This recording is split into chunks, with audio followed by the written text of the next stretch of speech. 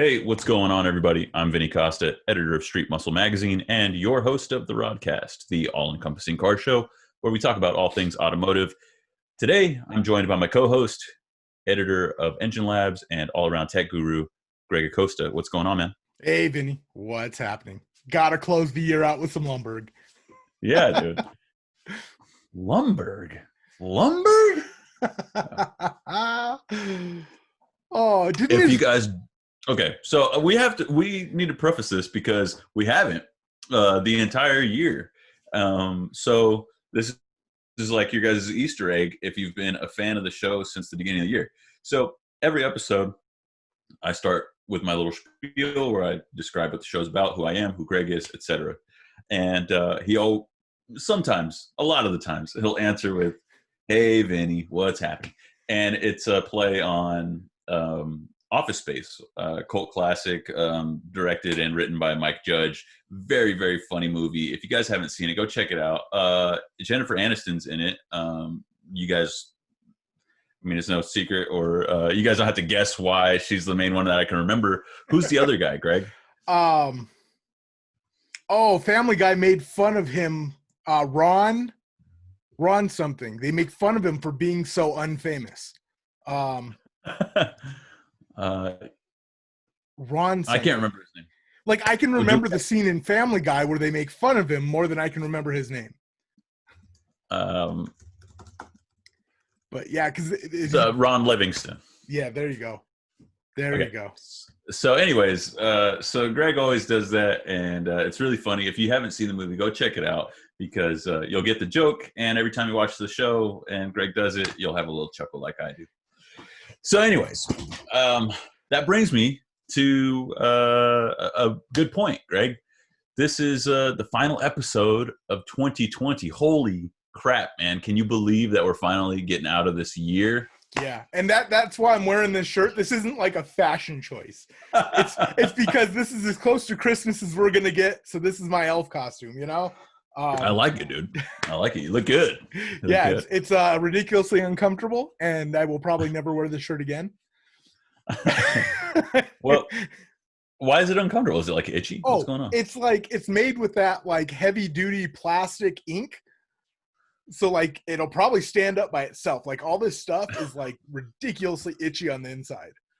Like okay, it's I feel like this would like stop a knife attack. Like I would be, dude. What? Okay, so Jamie's gonna be upset if I don't ask about the hat. Where's the hat, Greg? I'm not wearing the hat. No. Well, that was my line in the sand. Okay. Well, that Mustang hat's kind of like a jester-y kind of hat. Okay. No, too far. Okay. We got it. All right. Well, hell, if you're gonna talk crap on Mustangs and make it into the national TV commercial for the RodCAST, right? Like, let's keep it going. I still think it's awesome that that's the clip that makes it onto national TV, and that's you talking crap about Mustangs. Wait, really? What? Yeah. What clip did they use? It was the one where we were talking about LS powered Mustangs, and you said, "Well, I guess you want to have a fast Mustang or something like that." Hey, man. When you're right, you're right. It was a good clip. I'm not gonna lie. It was a good clip. Oh, that cracks me up, dude. I didn't even know that. You'll have to show me what you're talking about. But that's a good point, though, because that calls back to previous episode. And that's what we're here to do today, since this is episode 44? 44, yes, I think. 44. So we didn't get the whole 52 like we wanted to because we're going to take a couple weeks off. And I think we missed one episode during like the middle of the year. Yep. But, dude, 44 is pretty cool. Especially for the first year. I mean, yeah, that's awesome. We didn't even develop this till the end of January. So, yeah, I mean.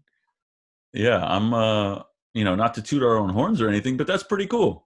And so today we're just going to do a little bit of a recap on each one of those episodes, talk about some of the most notable episodes of the RodCAST, and talk about some of our future plans for the show.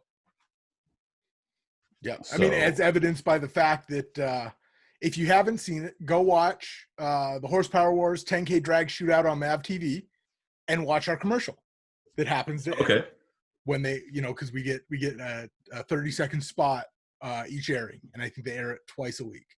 Oh, that's awesome. I did know that, but I didn't know that about that clip. That's really cool. Yeah, it's really cool. And the funny thing is, I had Jamie's parents record it because we don't get Mav TV here for whatever reason. They had contract dispute or something. So I went and watched it, and I guess they didn't get that it was a commercial for our show. So we're watching it, and her dad the whole time is, "Why are you making me watch this?" And then boom, there we are. And he's like, what is that? It's like, hey, hold on a second. Why is he looking up at the TV like this? Do you have like a big screen, or is he just really close to the TV? A little of both. I will say this. I had to rehang it like 3 times for them because first he wanted it really high, and then I talked him into lowering it some. Then I talked him into lowering it a little bit more, but it still sits probably 6 to 8 inches above the top of his head when he's sitting down. Like, so he is looking up at it, and it's kind of weird. Oh, okay. Well, hey man, let's get into it. If you guys aren't, I'll start with this. If you guys aren't subscribing on YouTube, if you're watching this on Facebook, jump over to YouTube, give us that like, comment, subscribe, help us out, boost our numbers, because we're not transitioning away from Facebook, but we do want to grow our following on YouTube. So help us out, go over there. And if you're watching on YouTube, thank you. But you can watch some of not all of the original episodes. I think we have almost 10 of the first episodes up on YouTube right now. And then all the latest stuff is up on YouTube. Yeah, they're under the RodCAST Rewind name right now. Okay. And so under the RodCAST Rewind, we got episode 1 through, I think, 9 I think or we're 10? at 8 right now. Okay, 8. It'll be, by the time they see this, it'll be 8. All right, well, let's run down the episodes, man. Episode 1 was really cool. We introduced some of the usual suspects, right? I'm not going to lie. I don't know if I would call episode 1 really cool. It was hard to watch, man. Like, look, I mean, don't judge us by that one. Yeah, that was tough, but it was cool in that we had more guests than we've ever had in one episode before. That's true. That's true. And you're right, Greg. It's like almost like I don't know. Looking at finger paintings from when you're like a little kid. Like, I've gotten a lot better since then. Right. So we cut our teeth there. But moving on, our second episode was our first guest, like official guest, and that was Blaine Burnett with Holly. He's our marketing manager over there. And we talked about LS Fest West. We talked about Holly's My Garage, which at the time they were just launching, and they've actually grown that like exponentially. If you go check out Holly's My Garage, it's awesome. There's a bunch of really cool features. It's like an online forum. And he kind of explained that to us. Remember that, Greg? Yeah, that was cool. And I wish I could say I've kept up on the profile I created, but I've been a little bit busy. Yeah, he gave you a hard time because you didn't have a profile. And it really sucks because the last article I did on that car used all Holly products, and it's not updated there. I'm sorry. Well, in any case, you guys go check out that episode. It was really cool. Episode 3, moving right along, was Greg and I, we talked about late model muscle, right? So their engines, technology behind them. We weighed the pros and cons of buying a newer muscle car against something cheaper that needs more work. And at the time, I was weighing the pros and cons because I was considering making a purchase. And I subsequently got what is now the Daily Camaro, a project car on Street Muscle Magazine. That's the 2010 Camaro SS RS that we've done some stuff on with Holly and Flowmaster and some other partners, Turn One, Power Steering.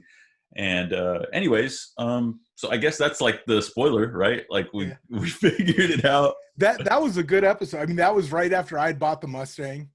And quick update, I still haven't cracked 2,000 miles on that thing. Oh, wow. I'm at like 19 something. I put more miles on it driving down to Bondurant to hang out with you than I think any other trip. So. The update I have on the Camaro is, I think I'm a little less than 1,000 away from hitting 190. So sounds like it's road trip time. Yeah, man. Well, if we're gonna get to 500,000, I mean, I got to put some miles down, dude. But anyways, cross country trip. That's all I'm saying. Route 66. Okay. All right. Well, let's see if we can get the company to pay for it if we record RodCAST episodes along the way. That would actually be really cool. Yeah, they probably won't. I mean, but we can dream. Yeah.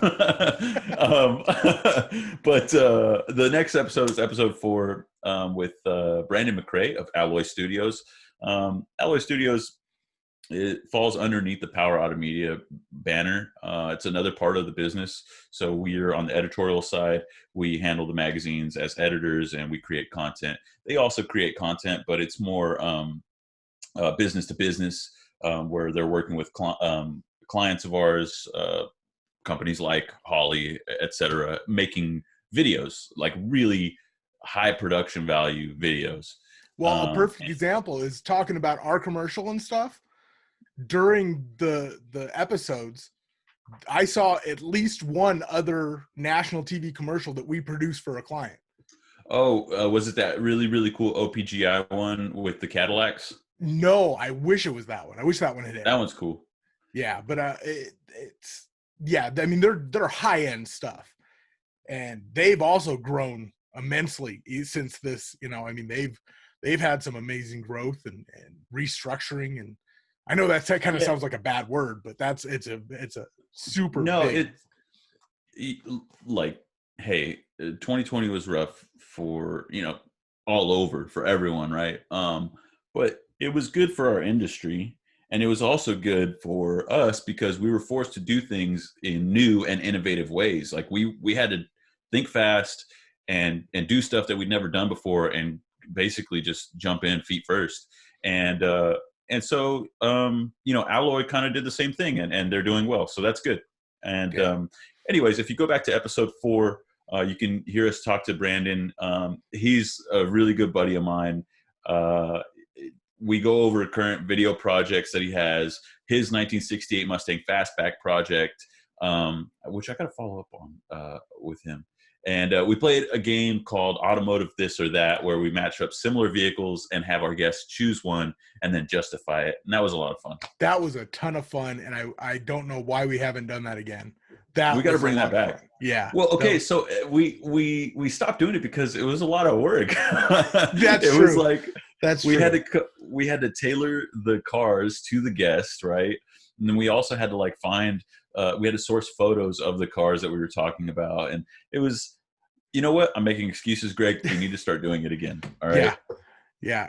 But we did find out that you could sway the vote by the color of the car. Well, yeah, that's true. So you have to pick an equally cool picture of each car that you can't use a stock image of a Miata and then put it up against a Rocket Bunny, what is it? A BRZ. Yeah. And it's well, that's not stock. That's not fair. Yeah. And I remember from that episode too, we discussed the Harlequin GTIs. Those were cool. I didn't know about those before that episode. Yeah, those are, I'd probably do something stupid if one came up for sale. Really? You like those? I do. think they're cool just because they're weird, but I wouldn't keep one in my stable, my imaginary dream stable. I'm not saying imaginary dream stable. It's just, poor financial choices. Cause I've always liked the Mark IV GTIs. Something about that body style is always, maybe it's formative years or something. I don't know. But then you add in the Harlequin and it's just cool and it's different and it's goofy and I like it. I like goofy. I respect that. Okay, moving along. We roll into episode 5. Who do we have, Greg? Brian Petty. That one. Oh yeah. Was we talked about the Horsepower Wars 10K drag shootout season 2. Yeah. Yeah, man. And all his project cars. Yeah, many. Although I think he has different ones now. That guy changes partners automotively more than Squared answer. Yeah. Anyways, but yeah, that was controversial. Yeah, I mean, it fired up some people. Yeah, because, well, I mean, there's no spoiler now, but you know, the season 2 finale of Horsepower Wars was like, it was a nail biter for some people, right? A little contentious, a little bit. Yeah, yeah, and that rolled into episode 6 when we had Lyle on, and he basically, you know, reached out to us and was like, "Hey, I got a different story about what happened, and I want to tell it." And so, you know, after having talked to Brian, who was the host of the show, so he has his perspective. We talked to Lyle, who was the driver of the second place car, and he obviously had a different perspective about the way things went down. If you guys are fans of the show, Horsepower Wars, that is, 10K Drag Shootout, go and check out those episodes, because it's almost like a director's cut, sort of. They give like insider information that you won't see on the actual show. And totally unintended tie-in. If you go head over to the Dragzine YouTube channel, their podcast that drops this week, which will be yesterday when you guys see this, has Lyle on again talking about how he's watched season 3. So totally unintended, like crossover, but yeah. And also shout out to Lyle. He has picked up a pro mod ride for next season. Oh, cool, man. That's awesome. Good for him. Yeah. Lyle was like you said, there were some people that were fired up from that team, right? And they didn't have, some of them didn't have very kind words for us. And Lyle was level-headed, and he said, "Hey, as much as I also kind of want to like, you know, say some heated things, I'm just going to say, hey, look, I got a different opinion and I want to come on and share it." So shout out to him, man. He was a great guest. We'd love to have him back on anytime. Yep. And congratulations for picking up that pro mod ride. That's cool. I was going to say something else about him. That he was a gentleman and a scholar. Yeah, well, he was, you know what? He went out of his way to be on our show. He pulled over. He was driving cross country at the time, and he pulled over to do the show. So definitely, man, he is a gentleman, and I really appreciated his time and him being a guest on the show. Yeah. But anyways, moving right along, go check out Dragzine podcast and give them a like and comment and subscribe and follow and all that. Episode 7 was you and me again. Yeah. Oh, okay. We were talking about we talked about our project cars a little bit. Was that the picking a project car episode? I think it was. I think that was the. No, we were talking about modifying daily drivers, because I was not giving you crap, but I was asking you if you were going to do anything to the Mustang. You were like, "No, I'm not. I'll probably do wheels and tires, and that's it." And I'm like, "Well, come on, man. Maybe we could just like lower it a little bit, or maybe we could, you know, put a supercharger on there." And you said no, because, you know, it's your daily driver. And so I said, "All right." You know, we weighed the pros and cons of what that means, right? And then we also we moved on from that, and we talked about at the time the new C8. Running 10-second quarter-mile times. And we also talked about at the time the leaked photos of Ford's new Bronco, which people are now going to start taking delivery of, which is pretty exciting. I'm excited to see people modify those, man. Like, I heard you could fit 35s on them, like from factory. Yeah. I think they come with 31s, which is kind of a small tire by today's standards. It's funny how, like, you know, you and I, we talk about cars and their power output and engines, and how you know, what used to be a lot of horsepower or a really fast car is now like, well, that's, you better walk in the door making that much power, dude. Yeah. It's kind of the same thing with the off-road community in some ways. Like I said, you know, I mean, I think it comes factory, and I might be misspeaking. If I am, drop it in the comment section. But I think the new Bronco comes with 31s, which by yesteryear's standards, were like, that was a big off-road tire. That was a very capable size. Yeah, and now, I mean, 35s are like the new, like everybody's got to have 35s. 33s you can get by, but like, yeah, pretty much like 35s are the new standard. And yeah, it's crazy how technology and I guess just design changes, right? I mean, because it used to be for 35s, you were doing body work, like, right? Yeah, that's what I'm saying. Like, it's pretty surprising that I think you can fit them on there without doing any body modifications. Because 33s, I think some trucks and like Jeeps and stuff, you can fit 33s without doing any fender trimming, but definitely not 35. So for a Bronco to come stock capable of fitting 35-inch tires, like, that's pretty impressive. Yeah, and I know that it's not everybody's favorite, but the Bronco Sport, I mean, Jamie still wants one in the worst way, and I'm just like, we're not doing a first-year car. I'm sorry. Okay. Like, would you rather have? Would you rather? Well, this isn't fair because you're wearing a Mustang hat, but all right. So, dollars to donuts. Would you rather have like the Blazer, the new Blazer, or that Bronco Sport or 2 or whatever they're calling it? I'm not gonna lie, man. That Blazer is sharp, and I know a lot of people hate the way it looks. I love that arrow, like streamlined, aggressive look. But I think I would go Bronco because it's more utilitarian. The body shape looks like it might better fit cargo. Because, one thing I learned with my SUV that I have now, an angled roofline cuts out your cargo space. So, all right, we're gonna get to the bottom of this. Which one has more cargo space? Well, because that's the thing. Some of them get real creative with their measurements, and they curve it along the line. You know what I mean? Like, a perfect example, right? Even with the curved body line, I was at Harbor Freight the other day, and I went in to buy one of those benchtop toolboxes. I thought I was going to have to order it. Didn't even think they would have it in stock. Sure enough, they had it in stock, and I was in the Nissan. And I'm like, oh, crap. It fit. There are times where it hadn't fit.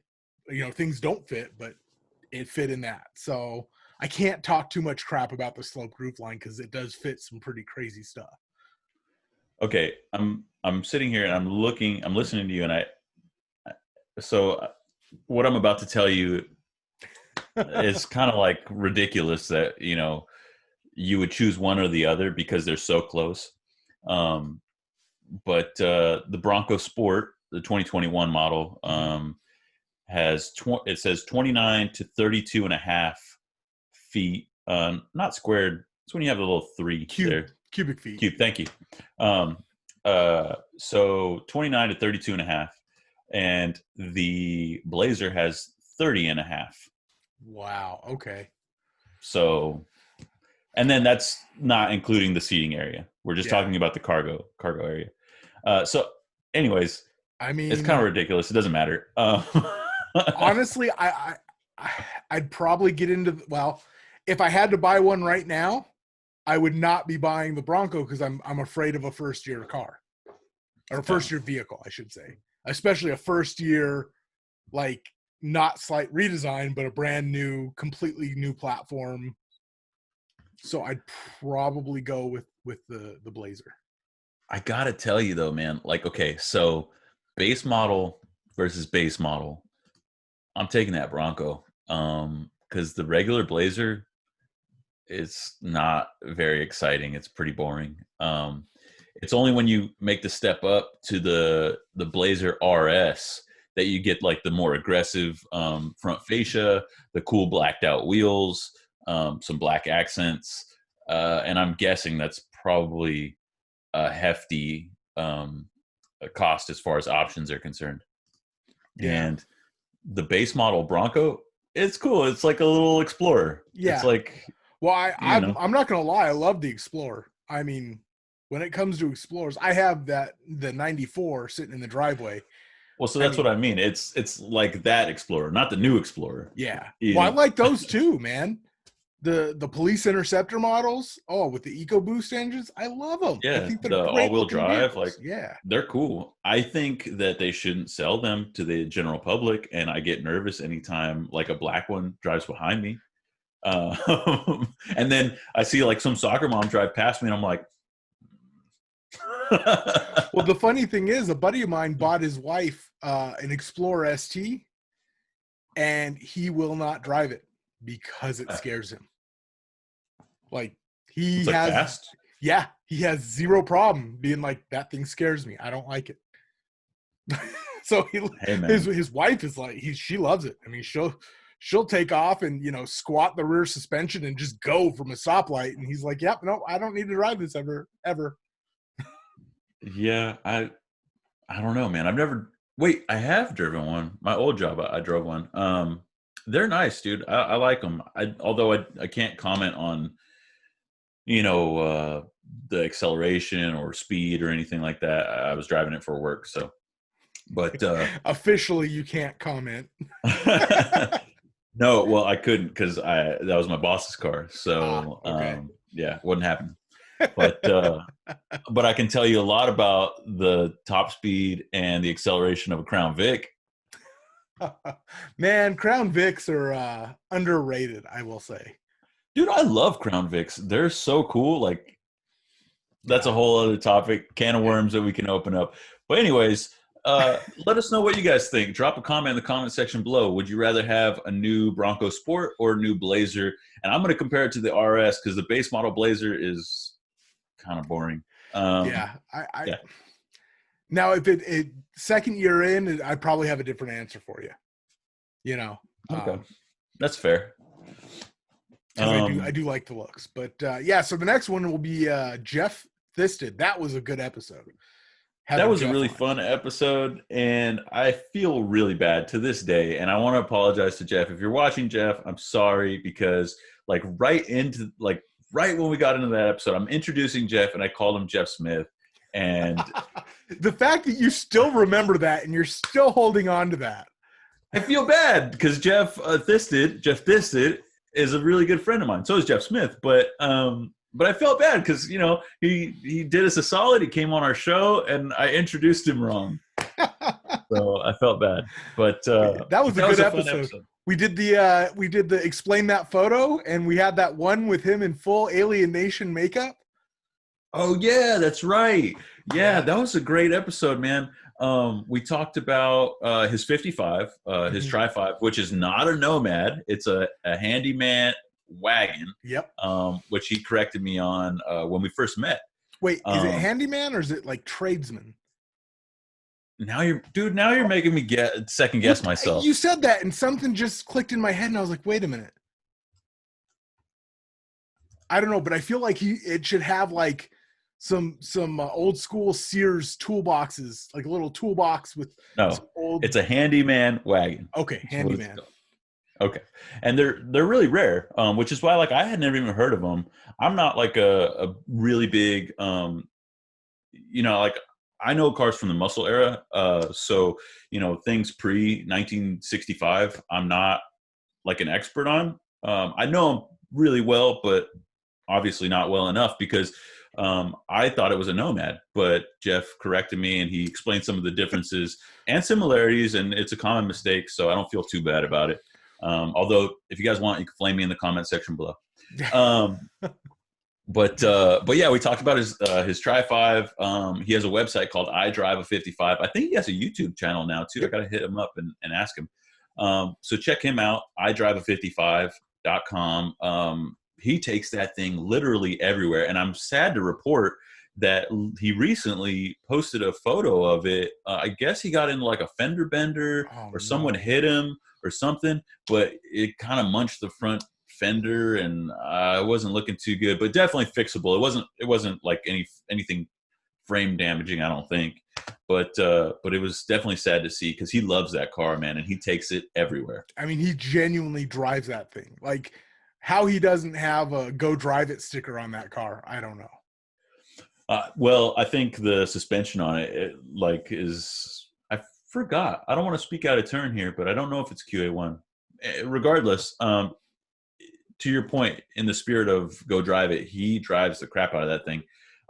In fact, he swapped out, I think he had a 355 in there before, and he put in a new LS with a bunch of really nice stuff from Holly. And anyways, it's a great car. Go check out I Drive 55. We also talked about his time on CBS's The Price is Right, where he learned to be a host.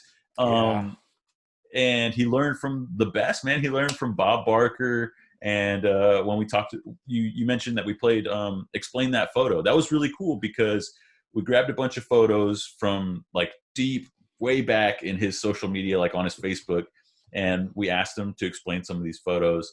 And it was a fun time. So shout out, Jeff. Thank you for coming on the show, man. Yeah, that was a good episode. And then we rolled into episode 9 with Sam Mamello. Yeah, that was a cool one too, man. You remember that? That was fun. Oh yeah, that was a good episode.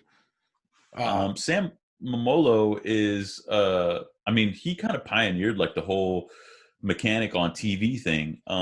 He did Two Guys Garage, Shade Tree Mechanics. He did like radio shows too. He still has a very successful radio show called Sam's Garage Radio Show, where he helps like DIYers figure out problems on their cars. And he even troubleshoots it like live on the radio. And you can listen to all that on samsgarageradioshow.com. But he breaks down how he got his start in show business, and he gives advice anyone looking to follow in his footsteps, myself included. That was a lot of fun.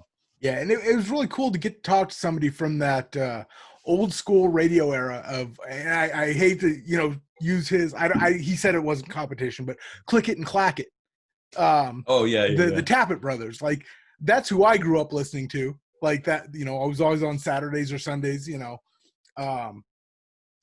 it was just cool to talk to somebody from that group, that era, because it feels bygone, but it's not, because it's still on.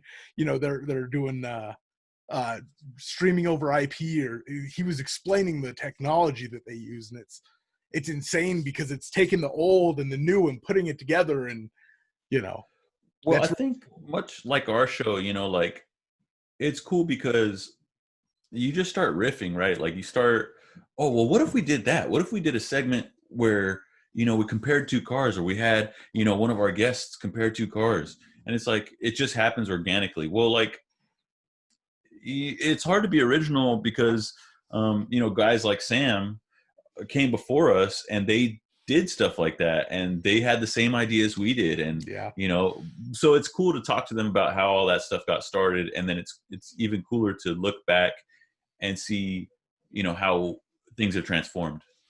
I mean, we run the risk of getting into The Simpsons already did it, which is like a long running television show joke, but I mean, even when you say The Simpsons did it, well, the Flintstones did it first. Yeah.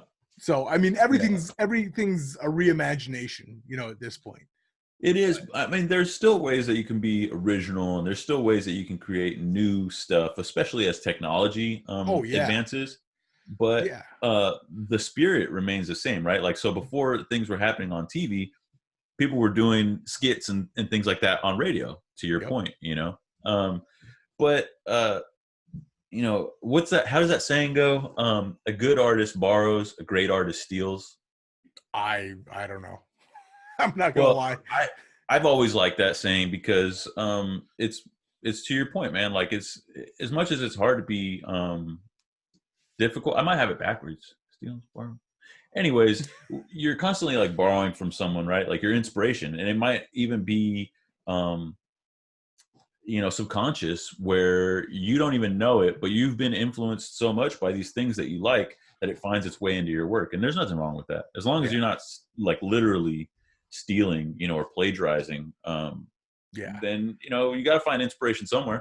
But I mean, taking somebody else's idea and putting a new twist on it, I mean, that's how you get good stuff, give too much away, but pretty soon the article will be out and introducing it. But that's kind of one of the projects is, looking at the way somebody did it and going, I don't like that. I think they should have done it like this. Well, I'm going to do it like this, and we're going to see, Yeah. It's like, it can go both ways, right? Like, I don't like the way that was done. Because there's a lot of what's the word I'm looking for? That kind of talk, where people criticize, but it's like, hey, put your money where your mouth is. If you don't like the way I did it, you do it yourself. And I think a lot of people don't have the means to do that, and so they don't. They just criticize. They don't. It's like when they say, oh, you can't criticize something unless you have a solution, or you can't complain about something unless you want to propose a different way of doing it. But I'm getting off on a tangent here. The other thing is, like, if you do like something and it's like, well, I like that so much. What if we just took it to the next level, or the next logical step? Yeah. And I mean, honestly, speaking of that, we're going right into 10, and that's Holdner, Richard Holdner. Yeah. I mean, you talk about, testing things that, have supposedly been done before. That dude listens to what people say, and he either proves them right, proves them wrong, or proves to them he's crazy enough to do it, even though they said he wouldn't.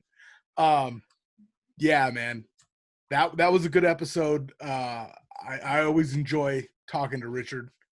Dude, I love Richard. He has so much energy, and he just brings it, dude. Mm-hmm. When we had him on the show, obviously I was familiar with his like automotive exploits, but we learned a lot about him personally too. Like, I had no idea that he did American Ninja Warrior, and the dude's a beast. I mean, obviously when you meet him in person, like, he's fit. You can visibly see that he's a fit guy. Even though he's a little bit older than us, like, I mean, he'll outwork me like all day long. I'm sure I could, tell just by looking at the dude. But then to have him explain, like, oh yeah, I did American Ninja Warrior, I made it pretty far. It was like, wow. Yeah. I mean, I feel like, even though I think he's a little bit shorter than me, I feel like he could seriously like wear me like a backpack and like just run. I mean, the dude is like intimidatingly fit. Yeah, man. But he's really cool, and he's a really kind guy. And, we talked about his automotive stuff. Obviously, that was like the reason that we had him on. But he talked about his early days in racing with Hal Bear, breaking land speed records, spending like an insane amount of time at Westech with the engine dyno. If you guys don't already follow Richard's YouTube channel, go check him out. I think his channel is just called Richard Holdner on YouTube. And he's just doing so much really, really cool stuff with engines, testing them, like oddball stuff too. It's not just all LS and like, late model engines. Like, no, what was the last one that you remember, Greg? Crap. He just did some 6-cylinder stuff because it was so oddball. It's so hard to keep up with his content because, I mean, this is a dude, I'm not going to say he does daily videos, but he's pretty close. It's pretty dang close. And he does like really cool stuff that's exciting. And you wouldn't think, like, if you're like even if you're not a tech geek or whatever, like, and you just like, you're considering different options for your build or whatever, it's a great place to go check out, because he'll compare a supercharger versus a turbo versus nitrous, like on the same engine, and see which one makes the best power for the least amount of money or whatever. He does really cool stuff like that. Yeah. So anyways, go check him out. Episode 11, Greg. That was Garrett Reed of American Muscle HD. Yeah, that was cool. I mean, especially since both you and I followed him well before either one of us worked at the magazines. Yeah, dude. I was a follower of American Muscle HD, and if you guys aren't already following American Muscle HD, check him out on Instagram. It's like one of the largest and coolest automotive pages on Instagram. He posts a bunch of content daily. Burnout videos, car features, him reviews, thank you, reviewing cars, he's doing a bunch of stuff over there, and he recently launched a YouTube channel too. So go check him out. You know what? I feel bad. I'm going to look it up right now because I don't know the name of his YouTube channel. But anyways, we talked about how he got his start in social media and like partnering with a bunch of brands and companies that we work with as an independent. And he explained to us his, that unconventional road and how he's using that and, building cars and just working with some really cool and fantastic partners. Yeah. His story is a very unique one, especially when you think about, I know I always go back to that, but when he got his project car stolen and then recovered. Yeah. I remember when that happened, and it was heartbreaking, and then he got it back.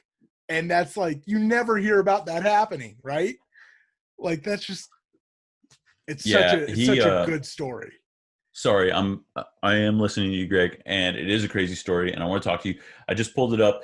It's American Muscle HD on YouTube as well. So go give him a like, comment, subscribe on one of his videos, and check him out on Instagram. But yeah, dude, that was crazy. He was on Hot Rod Power Tour, and he got his car stolen from from the hotel parking lot. And I say that like he got his car stolen. Like his car was stolen. Yeah, and it was one of 5 that got taken that night. It was literally like a Gone in 60 Seconds ring. Like that, it wasn't accidental. I don't know if any of the other ones were recovered. That was obviously, we shot that episode a while ago because it was episode 11. I feel like one of the other ones may have been recovered, but nowhere near the kind of shape his was in. You know what I mean? Like it was. Yeah, his was recovered, and it was in good enough shape that they could put it back together. And if you go check out his pages, they're like wrapping up. Like it was when we last talked to him, it was like in the final stages where it was drivable, but it was, like it was gutted on the inside and stuff. Dude, he's done full custom interior, full custom sound system, like really cool interior upholstery. They smoothed the firewall. They did like a bunch of like little things that tidied it up, and his build is like complete now. It's really cool. Go check out his page. Oh, it's a 1984 Monte Carlo. It's 84 or 85 Monte Carlo SS. But that thing is badass. I love G bodies, man. I freaking love them. That's right. And I believe in that episode was the one where I revealed that the very first car I ever rode in as a human being was a G body. Well, then I don't know what to say to that, Greg. You need to get one. You got to get one. Oh, I wish I could have my grandma's old car. Not my old grandma, but my grandma's old car. That was actually the car I came home from the hospital in, as a newborn. Oh, cool. What was it? Was it a 78? It was a 78 Cutlass. Oh, cool. Heck yeah, dude. I mean, I wish I still had that car. Because, it was in the family up until, I want to say I was 14, so I wasn't old enough to drive yet. But, dude, otherwise it would have been my car. Yeah, how could you not make a move on that? You're 14, just hang on to it for a little longer, Grandma. Oh, I had zero say in that. I had I had less than zero say in that. Yeah, at that age, it's like, dude, I'll do whatever to not walk. I'll take a bicycle. You got a scooter? Whatever, man. I don't want to walk. But that's funny. So anyways, go check out episode 11. Garrett Reed, he's a good buddy of mine. I actually text him a lot. We talk about guns. So if you're into guns, he has a gun page called Weapon Vault, I think, on Instagram. We talk a lot about like Second Amendment stuff. Also his builds, because he built a not only that Monte Carlo that he built, but he also just got done putting together a really wicked Escalade, which is like, you think like an Escalade. And I asked him, I was like, why an Escalade, dude? Why not a Tahoe or something? But he liked the Escalade, obviously. For starters, it's Cadillac, which is cool. But he put like massive bare brakes on this thing. They're like 8-piston, aren't they? Like they're ridiculous. They're stupid big. You remember what kind of supercharger you put on that thing? Oh, I don't off the top of my head. It's a twin screw. I don't want to speak out of turn and say it's a Whipple or a Magnuson or I don't know. I really don't remember. I don't know, but he put a big monster supercharger on that thing, built the LS, put a cam in there and some other things. So anyways, if you're into like new caddies or old Chevys, check out his page, and everything in between. So anyways, moving on, episode 12. Yeah. And we got to be clear here. This is episode 12, number 1. Okay. Yeah. So we goofed a little bit. Yeah. We have 2 number 12s. Yeah, we inadvertently created a second episode 12. So, but for our intents, episode 12, number 1 was Greg and I talking about some personal project cars on Street Muscle. Specifically for me at the time, it was Project Snake Eyes, my 1972 Monte Carlo. Oh, I love that car so much, Greg. So if you guys aren't familiar with the car, it's got a blown 383 courtesy of Torque Storm superchargers, which we're currently in the process of finally tuning and trying to get it to where it's drivable longer than, just like a trip around the block or whatever. But anyways, at that time, we were putting a whole host of parts from CPP, that's Classic Performance Products, onto Snake Eyes. Full suspension, full brake overhaul, a new rear end. I mean, it badass rear end like that. Yeah. A new 9-inch, a modular 9-inch. It was an incredible experience. Shout out to everybody over at CPP. What a wonderful experience. But anyways, we went over that. We went over that project, and we also talked about we talked about that video of that plexiglass LS engine. Yes. Oh, that thing was so cool. You remember that? Yeah, that was right at the height of like people doing crazy things because they were bored with COVID. Yeah, dude, I remember that. That was amazing. That thing. Oh, I wish he still. Yeah, it was like a real working replica of an. It was like battery, or no, he used a drill or something, right, to power it. So technically, I guess it was battery powered. Anyways, but yeah, that was really cool. I wonder if he's done anything else since then. I don't know. I haven't seen anything, but I guess before that, he also like put a GoPro in a tire or something. Oh yeah, and he also put a GoPro inside of an intake manifold. He might not be the same guy. Oh no! You're right. That was a different dude. He made an acrylic wheel or something. He did something else with acrylic. Oh, this is the same dude? Oh, no way. Oh, so he has done something since then, and that's build a badass car. Oh, he always had a badass car, didn't he? Yeah, so he always had that all-wheel drive Cutlass, but I think he's done like some work to it. Or maybe I'm thinking of somebody else. Oh, because yeah, you're right. All right. Well, so the last video that he has on here is of the epoxy wheel. But he does a bunch of stuff with epoxy. He made an epoxy guitar with old laptop parts. I mean, he knows how to use it. Like, he's obviously found his niche, because I mean, when he built that LS, you could tell he knew what he was doing. So, dude, this guy's YouTube channel is lit, bro. Dude, this is dope. You guys gotta go check out his YouTube channel. It's cool. It's AWD Cutlass, all-wheel drive Cutlass. Yeah. And as the name implies, he has an all-wheel drive Cutlass, much like the one that Greg was brought home in the hospital in. No, I'm just kidding. I wish that thing was all-wheel drive, man. Oh. You would have got home much faster. Yeah. So anyways, we talked about some fun stuff. Go check out that episode. What happened on episode 13, Greg? Well, 12B, we're going to call it. Kevin, I can't say his last name. Ostie. Man. Kevin Ostie. Ostie, yes. I was like, eesh. But yeah, dude, that was awesome.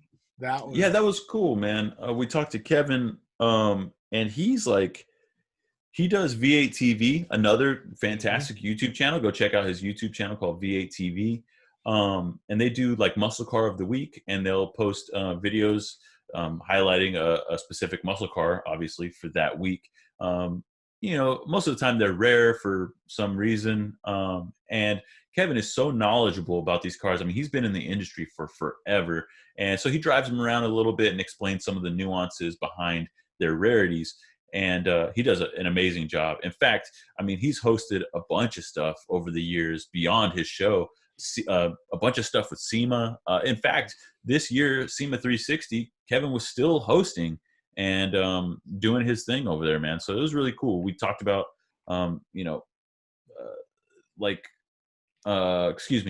a rare look. I'm just reading the recap here, Greg. It says he gave us an inside look into how he got to be the figure in the automotive space, and then he makes time to offer advice to viewers who are looking to take the same path. That's what I was getting at. Yeah. Toward the end of the episode was really enlightening. He gave advice, specific advice actually, to anybody who's looking to get in the industry and work in the media. And I got a lot from it. So if you're looking to work in this industry, check out that episode because Kevin is the man. And plus, it's really cool. One thing he talked about was some of the collections that he gets access to, where it's like he has to sign NDAs and stuff to like not reveal locations. I mean, things that a normal person would never even know existed, let alone be able to see. And he's able to bring it because people trust him, with the location of their collections. Definitely. He's a cool dude. And what he does is a very cool thing. You know what I mean? Well, yes, that's exactly what we were getting at. People with collections of that caliber don't allow just anybody to go drive their cars and, get access to their collections. Kevin's he's a car guy's car guy, man. That was really fun. Yeah. The next episode is episode 14. Technically it was what, 13? Yeah. 13. Diablo. That one where we talked about that 9-second project. Really? It was Diablo Sport? Okay. See, so that's where we ran into a little issue. All right, I'll have to fix that on my end. So we talked to the guys at Diablo Sport. That was really cool. They talked about getting their 9-second red eye, how they built their 9-second red eye. Yeah. And I think they broke some records with that thing. Like all they did was swap out a pulley, swap out the tune, right? At this point it's a cam tune, and put some skinnies up front and some slicks out back, and that thing was running 9 seconds in the quarter mile. That's pretty insane, man. Yeah, that was, especially when for so long, all the FCA ECUs, that's a lot of letters, were so uncrackable, Yeah, well, so those guys and the guys over at Livernois, we should have them on too. Dude, I'd love to talk to Dan Millen. I haven't talked to Dan in a little bit, and we actually have a couple of videos going live on the Engine Labs Facebook page. We're gonna have to reach out to Dan and get him on the show, because we're about to publish an article on James Trackhawk, and some of the work that they did together on that thing. That thing is awesome. Yeah, and some of the results that they were able to achieve. So I actually won't give it away because it'll come out in the article. But anyways, those two seem to be at the forefront of like cracking that FCA ECU, as you put it. Yeah. And now like they have like a recipe for success. Swap the tune, swap the pulley, maybe swap out some injectors, and let her eat. And I mean, those Dodge boys are just making some noise, man. Yeah, they are. I still want to do a Gen 3 Hemi build. I just room and money. Or room and money. Hey, wait, did you publish that article the other day, or was that a Dragzine article about that Gen 3 Hemi in Dragster? That was okay, yeah, that was Brian Wagner. Yeah, that was a cool article. I checked that out. That was cool. Yeah, that thing is cool, man. It's literally the widest point of the dragster. Oh, for sure. It's wider than it is long. Dude, that thing is awesome. But oh yeah, and then so after that we went into speaking of Gen 3 Hemi stuff, Mike Copeland with Arrington. Yeah, that was Mike Copeland of Arrington Performance and Diversified Creations, man. Mike, I consider at this point to be a good personal friend. He's really, really cool guy, someone I look up to. So knowledgeable. He's been in this industry for, a long time. He's worked with some heavy, heavy hitters. I mean, he was like, I don't want to misquote his title, but I mean, he was like a design engineer for General Motors Performance Division. He had a definite hand in the 5th Gen Camaro, I think, and the was it the Pontiac Solstice? I think maybe. Yeah, I think it was a Pontiac Solstice because they made one that was like LS powered. It was gnarly. Yeah, it was that SEMA one. Yeah. I don't know if it was an actual SEMA car. I think it was just a prototype, but yeah. Exactly. But he, that was like I think that might've been our first episode. We went over 2 hours because there was just so much to cover with Mike. Yeah. I mean, his career, he goes back decades, and his list of accomplishments is crazy long. So we talked about him racing mini bikes in his youth and how that transitioned to hot rodding, how that, he's just a wicked smart guy. So he ends up working in engineering, ends up working with, was it Lingenfelter, Greg? I can't say with any certainty. I don't want to say the wrong company. Yeah. But after he leaves GM, he goes and he heads up, I want to say Lingenfelter. I might be wrong. I might eat those words. Yeah. But another fun fact. Lingenfelter. Okay. Another fun fact. I believe that was our first episode in HD. Was it? I believe so. I believe that was our first HD episode. That's pretty cool. Yeah, that's because we were growing and trying to find new fun ways to come at you.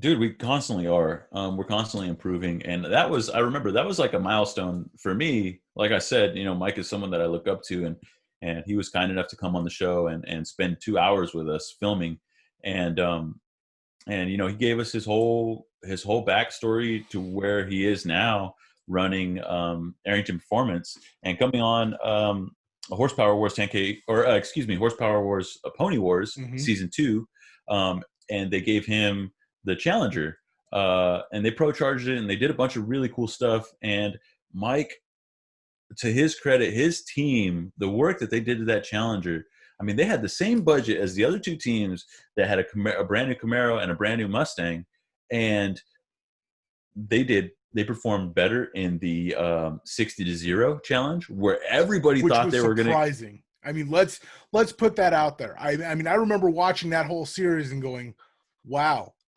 It's not really that much of a boat. Yeah, by a large margin, it stopped much better than the Mustang and the Camaro. Granted, they upgraded to like carbon ceramic pads and rotors. They spent a little bit more money than the other two teams on their brakes because I think in anticipation of like, we have a bigger, heavier car. Anyways, to their credit, their car performed really well. It also performed really well on the autocross, surprisingly, right? I think it came in second on the autocross. Yeah, and that was a very surprising performance. Yeah, and in fact, that whole show was full of surprises because everybody thought, oh, this thing's going to be a monster on the dyno and it's going to, eat everyone alive at the drag strip. Unfortunately, they ran into some difficulties there. I won't go into that. You guys can go back and watch those episodes. But that was really cool just to get Mike's insider perspective on how all that went down. And one thing I love about his talking about that, he didn't make excuses. Like he was never like, oh, this didn't work because he was like, stuff happened and this is what happened. Yeah. Like that's a mark of a sportsman right there, not making excuses. Yeah, he said, hey, we'll get them next time. And I believe that they will, man. I was really, really impressed with what they did. And then lastly, when we were talking to him, we talked about his SEMA build for, I believe it was 2019. Yep. And it was incredible, man. I love that thing, the Dodge What was Rampage. the name of it? Rampage, yeah. Well, yeah. So it was a Dodge. It's a Dodge Rampage, and then what was the nickname for the car? I thought it was the Rampage because it had the truck or the engine in the bed. Yeah. So is Rampage the nickname for the car? I think it is. Yeah. See, now you got to check. Fact check. Let's see.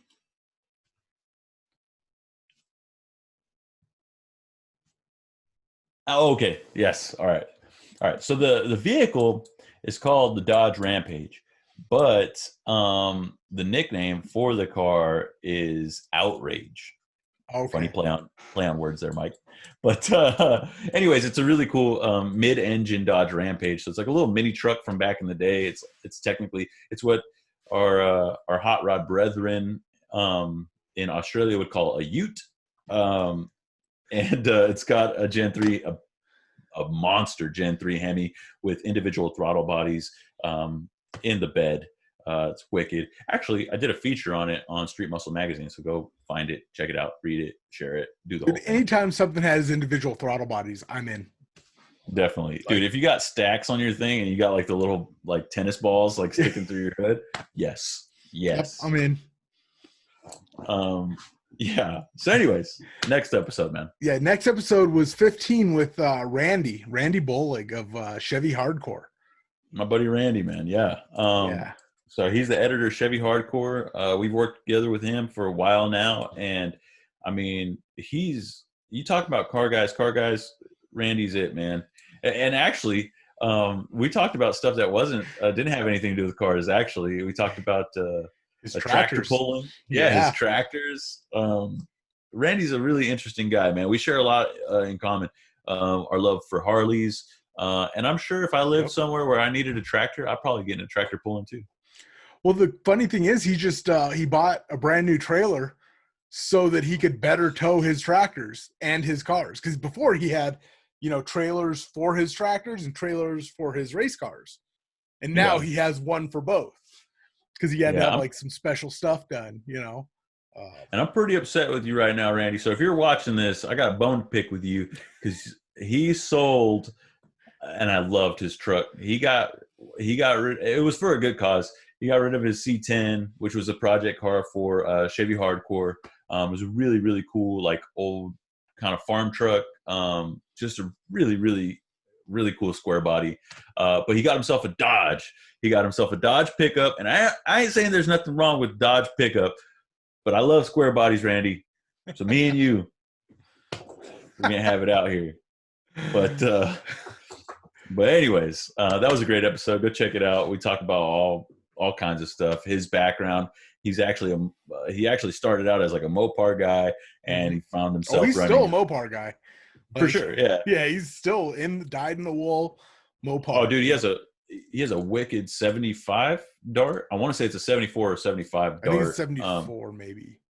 Yeah, it's the same year that has like the Duster front end. So that could be either a 74 or 75. I'll have to ask Randy. But anyways, but yeah, so go check that one out. It's a great episode. Yeah. And then we jumped from that into 16 with Stephanie Davies Bardakoff. I hope I said the Bardakoff name right. You did, because I asked her. Okay. But yeah, we got to talk to her. She runs Ford Muscle, and that title is obviously a little bit near and dear to me. Yeah, man. It was cool. She was a racer. Like before she was the editor of Ford Muscle. Yes. She was like, she's a drag racer. She's a drag racer, and she worked with Ford. Actually, she worked with Roush. Roush, thank you. Yep. She worked with Roush.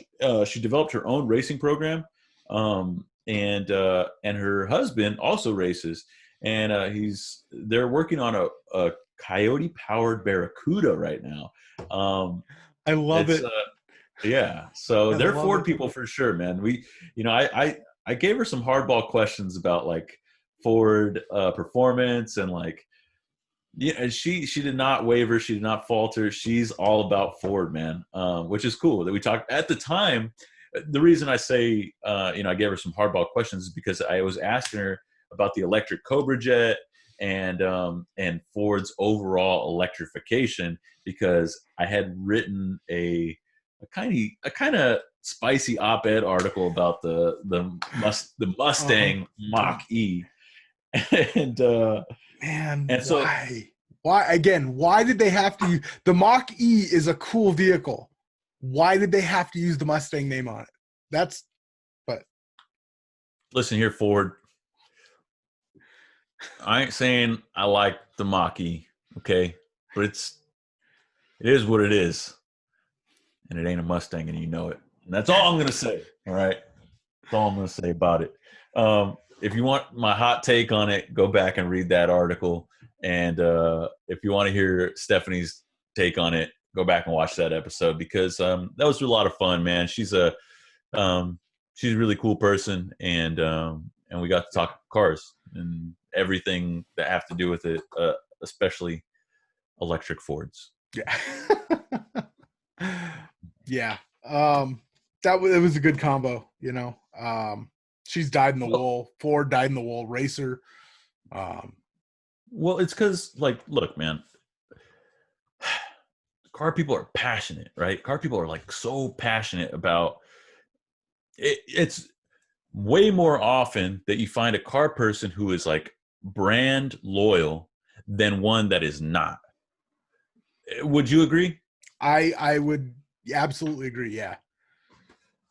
And with that comes some like ridiculous bias, right? Like people just turning a blind eye to performance blunders that their chosen brand makes, and turning a blind eye to, awesome performance accomplishments that like other brands make, right? And so it was cool to talk to Stephanie because she's such a Ford person. And you guys, if you go back and watch that episode, I make some comments where she kind of just, she knows. She's like, I can't give you the truthful answer, but I can give you my answer, and I respect that. Yeah. Yeah, that was a good one. We need to have her back on. Yeah. And then 17 was our friend Ed Zinke. Cool. Yeah. Automotive, media icon. Been there, done that, and like literally, like he's done it all. Greg, we call you the tech guru, and we call Ed the automotive media guru, man, because I constantly learn from him all the time. He now works in the sales department for Power Auto Media, so he works with some huge clients of ours, and he's constantly killing it over there. But mainly, what we talked about that episode was building relationships. And because he's had such a lengthy career doing this. I mean, he started out racing back in the day in Chicago, dirt track and stuff. He worked at like Sears in the automotive department, and he was going to college. And then out of there, he started working. I don't think he's ever worked in a capacity where he wasn't dealing with some type of automotive company. I think that's fair to say. Forever. Yeah. And so over the length of that career, he's developed relationships, and that's what makes him, an effective a member of our sales team, because he has relationships dating back, for forever. Oh, he probably knows people or has known people longer than you and I have been alive. Yeah, for sure, man. Mm-hmm. And that's invaluable. That's, I mean, if, I can learn a lot of stuff from you, Greg, and we're almost the same age. So imagine what you can learn from someone who's, twice your age. So anyways, we talked to Ed about developing relationships and how people can work in this industry. And, maybe you're not a creative type, but you still want to work in this industry. And I'm not saying that Ed's not creative, because he is. He was a publisher. he was a publisher for a long time before he was a salesman. Not to mention, I mean, look at the background of his video with us. All those models. I mean, he builds museum quality models. I forgot about that. That was yeah. huge, dude. He's had his work on displays in museums. That's right. Right here at the LA Roadster Show. I mean, he builds these immaculate, like super detailed models.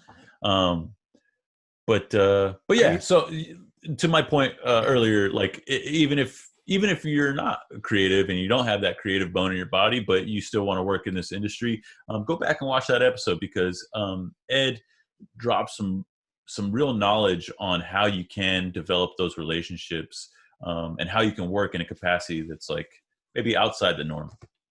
Yeah. And then we went from Ed to you and me talking about project cars. That's the episode I was thinking of. We talked about buying project cars. Yeah, episode 18, I think. Yeah. Right? Yep. How to find your first project car was the title of that episode. And in that episode, Vinny and Greg talk about buying your first project car. The process can be a big step with a lot of things to consider and potential pitfalls to be aware of. Okay, I'm actually glad that I read that, because it reminded me of like a big part of that episode. We talked about some of the pitfalls to be aware of, right? So yeah. Refresh my memory, Greg. What were some of those pitfalls? We talked about letting your desires lead your wallet, getting excited, overly excited at cars, ignoring some of the warning signs because you were emotionally attached to a car. It's just a little rust. There's no such thing as a little rust. If there's a little rust, there's a lot of rust. Then we went through and looked at a couple project cars. That's right, we did. And realized that there is jack crap up here for project cars, which is probably a good thing. Let's be honest, Well, okay, so full disclosure here. It's an hour and a half of Greg and I griping about the prices of project cars being too damn high. Yeah. I'm kidding. But we do talk about we offer some valuable tips, what I consider to be valuable tips, because if I was a teenager and I was watching that episode, I would take a lot away from it. I wish somebody would have told me about a lot of those things when I was shopping for my first project car as a kid. Like you mentioned, like rust, not ignoring things because you're so excited.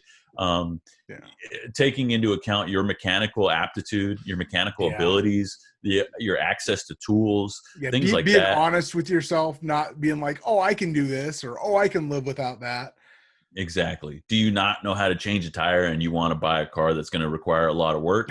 that only has 3 wheels to begin with? Yeah, exactly. Or, are you pretty capable? Have you been, working on maybe small engines for a little while and you want to get your first project car? Things like that. Those are things that you need to consider, and we talk about those in depth. We also talked about some things to look for as far as like if you are capable. We've got into the nitty gritty on some examples, right? We pulled up some examples. I don't recall exactly what they were. But interesting follow-up to that story. I do remember what one of them was. It was, do you remember that El Camino? Yep. It was a supercharged 350. And I think they wanted like $6,800 for it. It was a smoking deal, actually. On paper, we're looking at it on Craigslist. And we see it, and I pull it up, and I'm talking to Greg, and I'm like, actually, this thing's kind of awesome. And my buddy at the time, he was sitting right next to me as I was recording that episode with you, Greg. And he's like, listening to the episode. He said, "Hey, man," after the episode was done, he said, "Hey, man, show me that El Camino." And so I show it to him because I don't remember. I think I had already gotten that El Camino that I had. You did. You just bought it. That's what kind of spurred that whole episode. Yeah, so I had just got that El Camino, and I wasn't sure what I was going to do with it, but I had picked it up for a great price, so I was like, I don't know what I'm going to do with it yet. Well, my buddy, my buddy Jay was sitting there, and he said he liked my El Camino. He was trying to buy it from me when I first got it. So as I'm talking to you about it, he says, "Hey man, where is that thing?" And it happened to be right up the road in Corona. So I say, "Hey man, it's right here. Why don't you text the guy?" So he starts texting him, and we actually went to go take a look at it. I said, he was like, "Do you think this is a good buy?" And in that episode, when I was talking to you, I had explained that I did. I thought, for around $6,000, that was a good deal. It was it had a B&M supercharger, an old unit, but it was on a 350. It's so cool. Like, yeah, the car ran and drove, and it was a 1970, like potentially the most desirable year El Camino because it has the quad headlights. And so I told him, yeah, man, if I had the money and I was in the market, I would heavily consider buying it. Long story short, we drive over there, and I had explained to him, if you're going to buy it, you need to make this call right now because somebody else is going to buy it. I'm watching this stuff daily, and a deal like this doesn't come up very often. So he says, okay.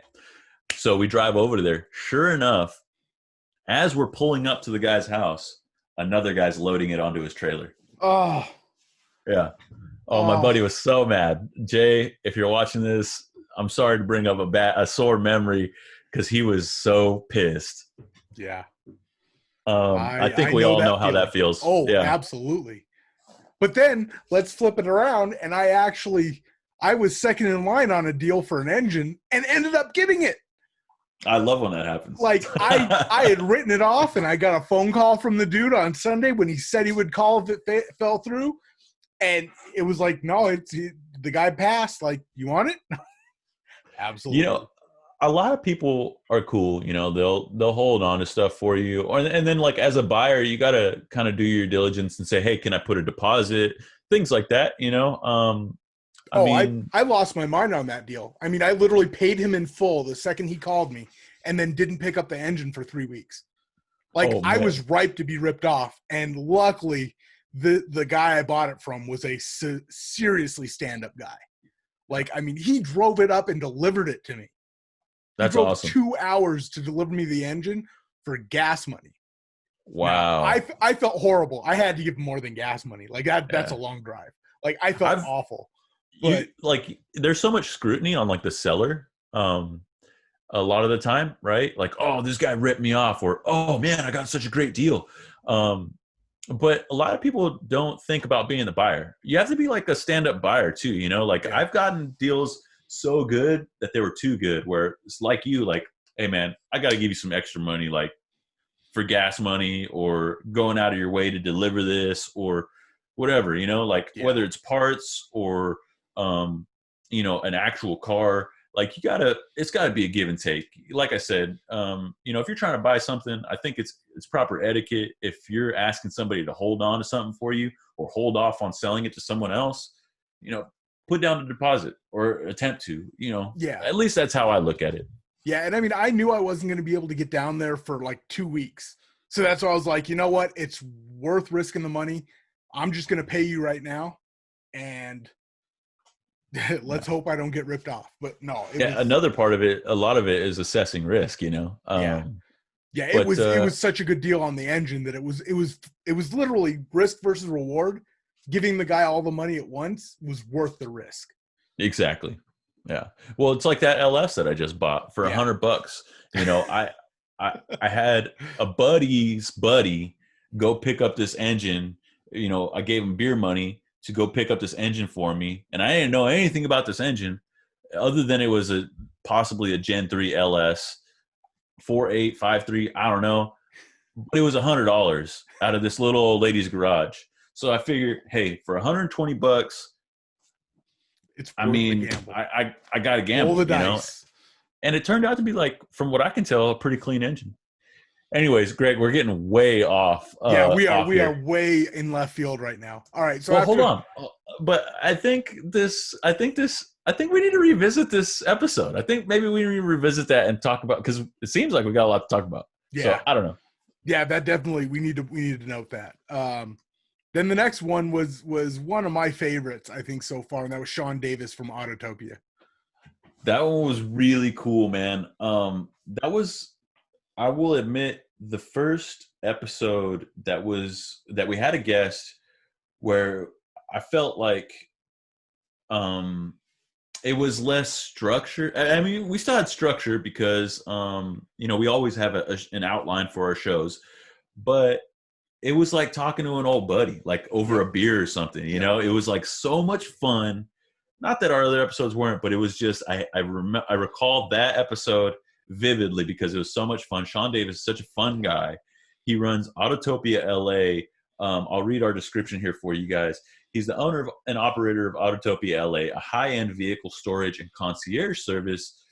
His facility caters to celebrity clients and builders from across the globe. He also takes a few moments to regale us with tales from his wild rock star past and interesting stories from the present. His automotive exploits can all be seen on his Autotopia LA YouTube channel. There's a lot packed in there, Greg. What do you remember from that episode? Honestly, I remember that we have some friends in common that we had no idea that we had friends in common. I don't remember. He knows my buddy Chris. Chris works on a couple of race teams that are local and used to work on Roger Rodis's car. He was the one driving the Paul Walker car when it crashed. Yeah. And Chris was his crew chief. And it was just really weird turn of events that he knows some of the same people I do. And, it's really cool, It doesn't surprise me, man, because Sean is just such a likable guy. I mean, I could imagine, and he's into cars. He's into cars and rock and roll. And so, I mean, it speaks to reason that he would know people, that we know. Yeah. It was really cool to talk to him about like his wild times in, on the Sunset Strip, making it as in a band in the music industry. We compared some, some stuff that's great and not so great from the music industry to the automotive industry, just being a business owner. We talked about some of his celebrity clients like Kevin Hart, some athletes. I don't remember all of them, but you mentioned Paul Walker. He was very good friends with Paul Walker and Paul Walker's brother, who he's still very good friends with. What else did we talk? There was some stuff from that episode that we had to cut out. Because that was the very first time I used the bleep button. I'm just saying, like that's not a negative in any way, shape, or form. But it was the first time I ever had to do it. Look, man, the guy's been a rock star for I guess he was born a rock star. But he's also a car guy, and he has kind of a devil may care attitude. And that's what gives him a lot of charisma and charm. Yeah. And so I won't take anything away from him because he drops an F-bomb or something. Yeah. But anyways, check out his YouTube channel too, man. Autotopia LA. He's constantly pumping out awesome automotive content, like super high-end builds, grassroots builds. He breaks down these builds and then he goes for a drive with the owner and they share like this love for these cars. It's really cool. Yeah. Now, just a quick note here. We are only at episode 20 and we are way over on time. So really? How much time are we at? We're almost at an hour and a half. Really? Oh, all right. So we got to cruise through the rest of it. I just want to let you know, so if you guys are with us, thank you. And we're going to keep going. You got it, man. All right. But I can't just gloss over this next one. No, and fantastic. We can't, there's a lot of them like that we can't gloss over. So that's right. Okay. But so Kyle Tucker. Yeah. Episode 20 was Kyle Tucker, Detroit Speed. Huge shout out to Kyle. That was so cool. Just to be able to speak with him because he, I've been a big fan of him for a long time, a big fan of his builds, big fan of Detroit Speed for a really long time, especially Tux, that 1969 Camaro that they built for SEMA 2018. Just the level of detail that goes into this guy's work it's incredible. And so to pick his brain on how he got there was pretty cool. Yeah, that was such a good episode. Just the way he envisions things and sees things that I don't think normal people, and I don't mean to like make that sound bad because I said normal, but like, no, I know what you're talking about, man. He sees things that other people don't.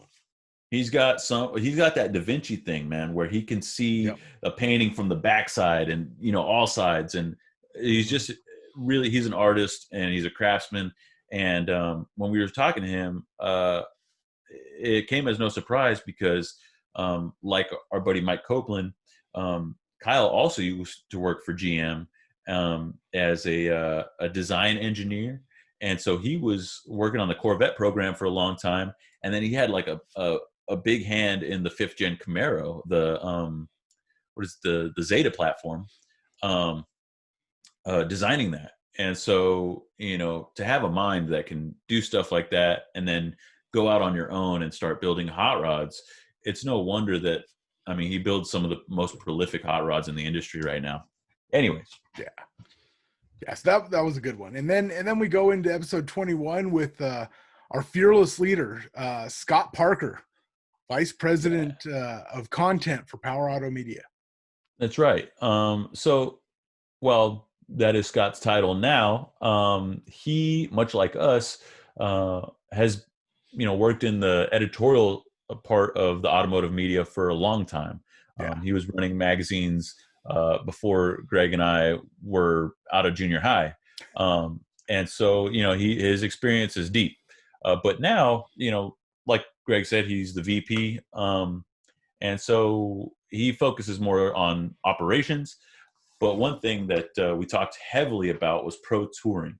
He's passionate about pro touring, and he's passionate about his project car, which is a 1968 Pontiac GTO. It's a project car on streetmusclemagazine.com. Go check it out. It's called Project Payback.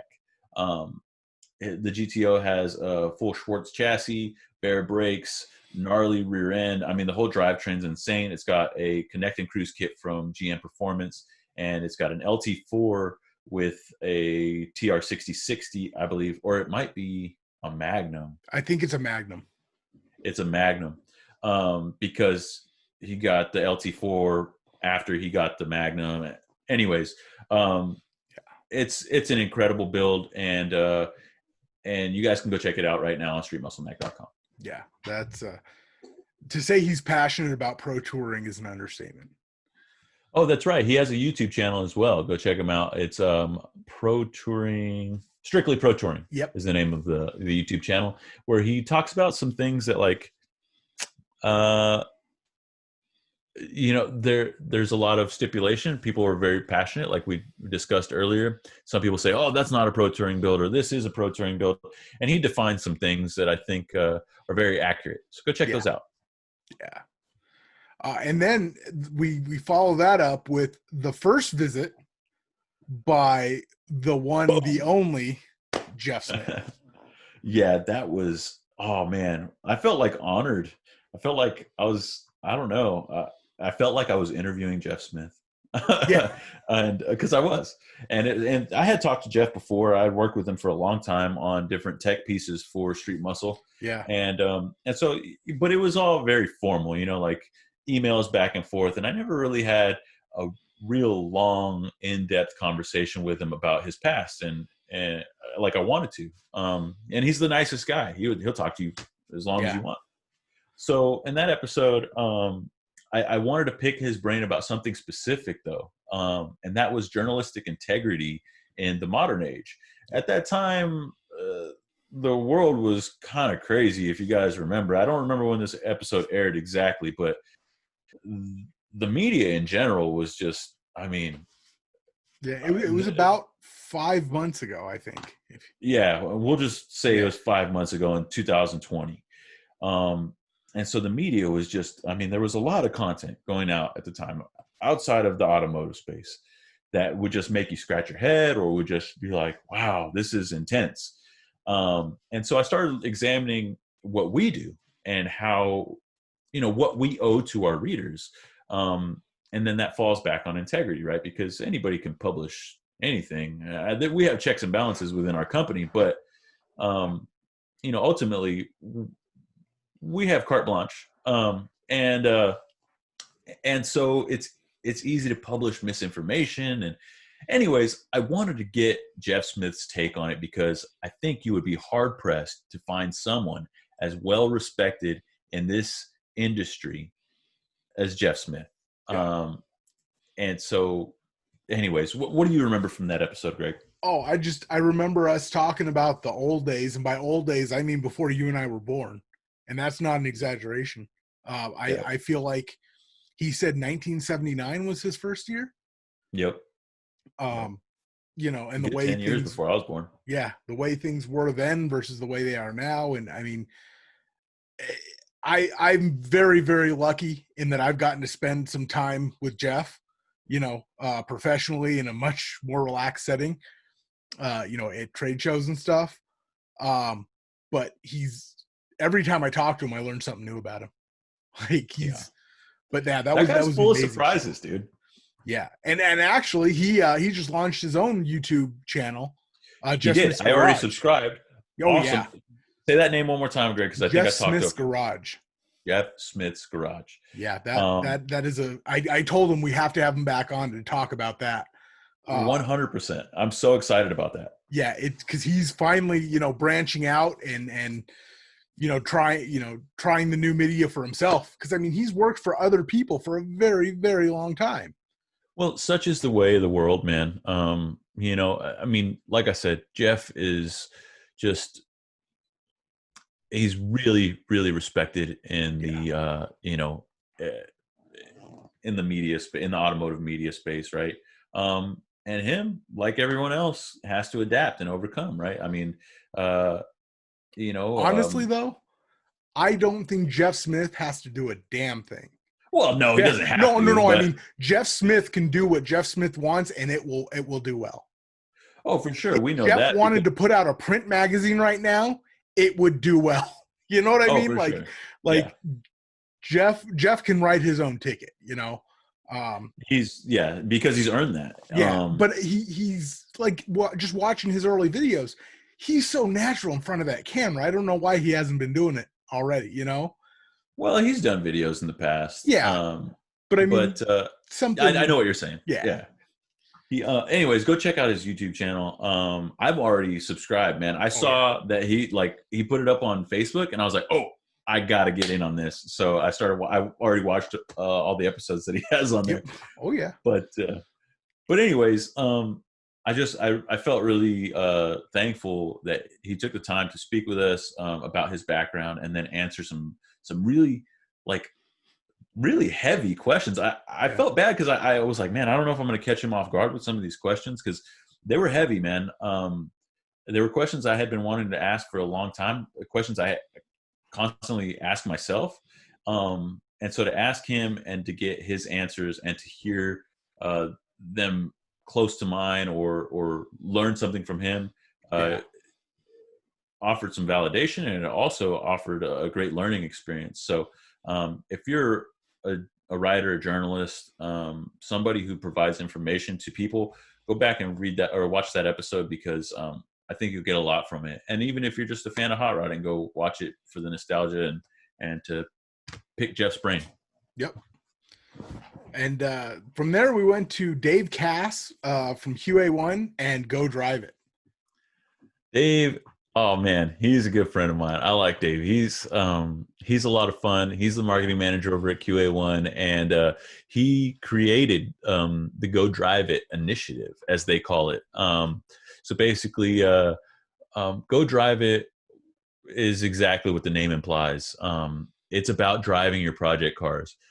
Dave explained to us that, you know, he was tired of seeing people have these really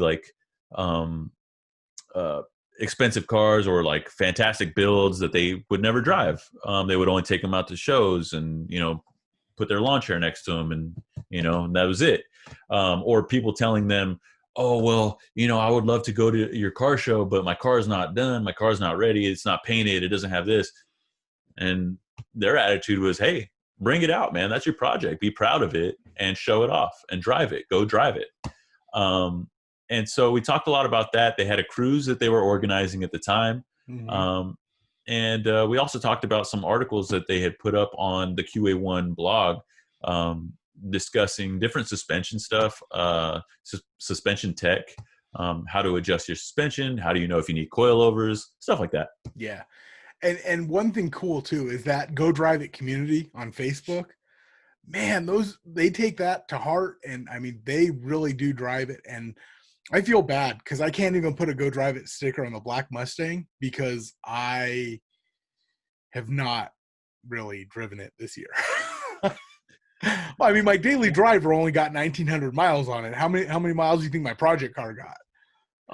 Well, that's like the tough part, dude. Like this year was, I mean, okay. So if you're going out for a drive, it was a fantastic year because for a large majority of the year, there wasn't very many people on the road compared to, a normal year. But if you put most of your miles on your car, not cruising, but like commuting, this was not a great year for putting miles on your car because everybody was either unfortunately out of work or working from home like us. Yeah. So to your credit, I mean, I drove the Camaro yesterday for the first time in weeks, and I felt guilty. And I was like, I got to make sure that the battery's charged on this thing. Yeah. Um, Well, I mean, how many miles did you put on that Bondurant Red Eye? I think I was that a number you can't say publicly? No, I can. That's fine. I think I put like, well, okay. How many miles is it from here to? It's about 350 each way. Just for the commute, just for the drive. Okay. Almost 2,500. Love it. I love it. Yeah, that car should have had a "Go Drive It" sticker on it. I had to do a thorough review. I don't know what you want. we're jumping way ahead. Well, actually, no, we're not, because the next episode was about that, about your drive through the desert with it, and getting to drive.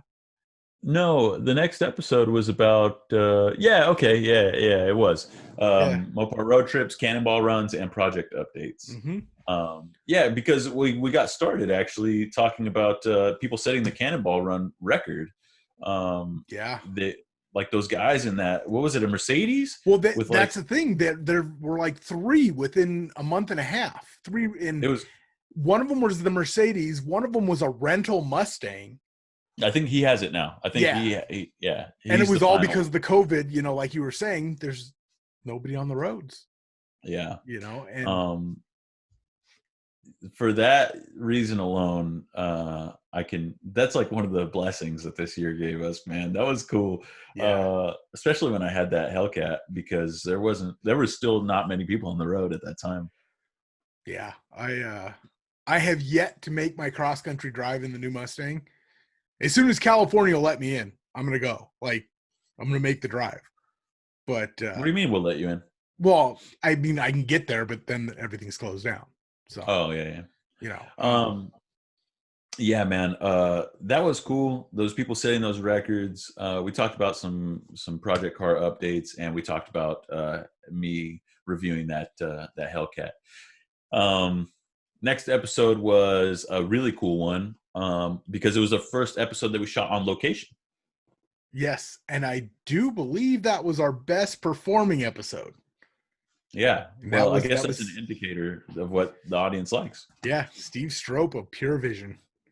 Yeah, that was really cool, man. I had been trying to coordinate time with Steve for a while, and this isn't a knock to Steve at all because he's very gracious. And he said, "Hey, man, I'm sorry we're having trouble trying to coordinate this with both of our schedules and stuff. Why don't you just come down to Simi Valley, come down to my shop, you can check things out, and we could film the episode here." Yeah. And I mean, I'm not going to say no to Steve Strope and say, "Oh, you know what, man, we can reschedule." No, I will be on the next thing smoking, and I will be at your shop because I want to see what you're working on, dude. So I went down to Pure Vision Designs right there in Simi Valley, and Steve bought me pizza, and we had dinner, and then we went back to his shop, and we recorded a fantastic episode that you guys loved because, like Greg said, was the best performing episode that we've had. We talked about a bunch of builds of his, including Joe Rogan's 69 Nova that has design cues from a 69 Camaro. Steve's doing some really amazing metal work. We also talked about like just basically like his background in the industry, how he created a name for himself. And then we talked about BMX bikes of all things, because that's he collects. What does the guy who has access to all the cars and like all these amazing cars collect? BMX bikes. It makes sense, but yeah. So that was a really fun and fantastic episode, man. Shout out Steve Stroke. Yeah, that was really cool. And then we roll into one that I really enjoyed, and that was Ed Justice Jr. Of the that Justice dude Brothers. Is a photographer extraordinaire. His story is just awesome.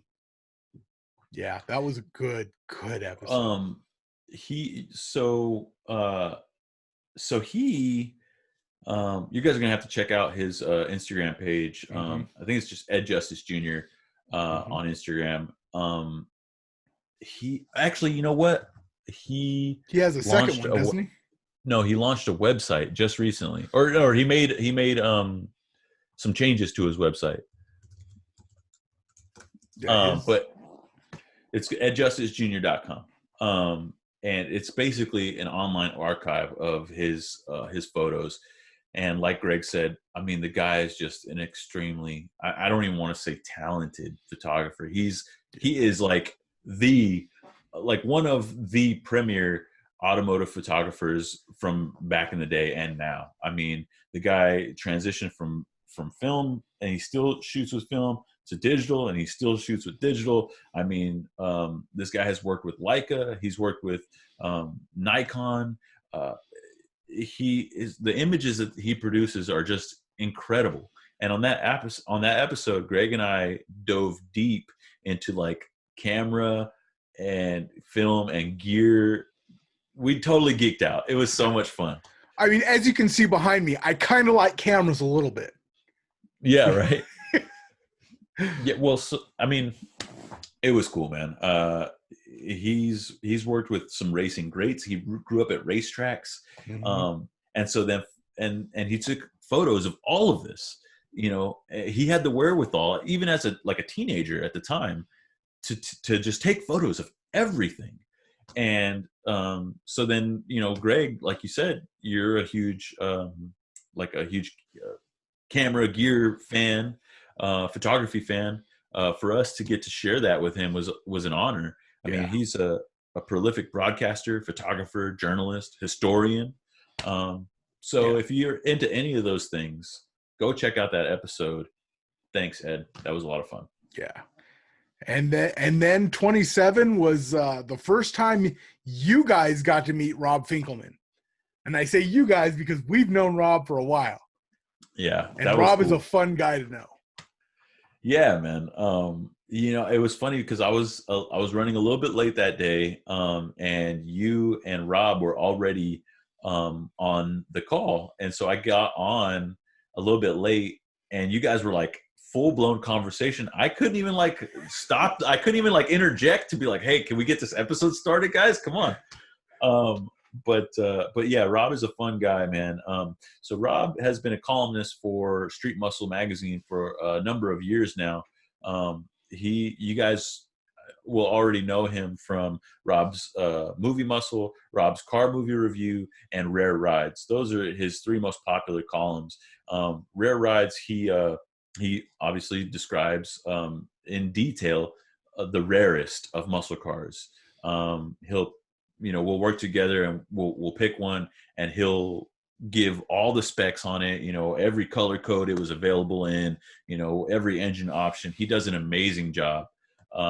And then he does Rob's Car Movie Review, where I'm glossing over the most important part of all this, and that's that Rob is a trained film connoisseur. Yeah.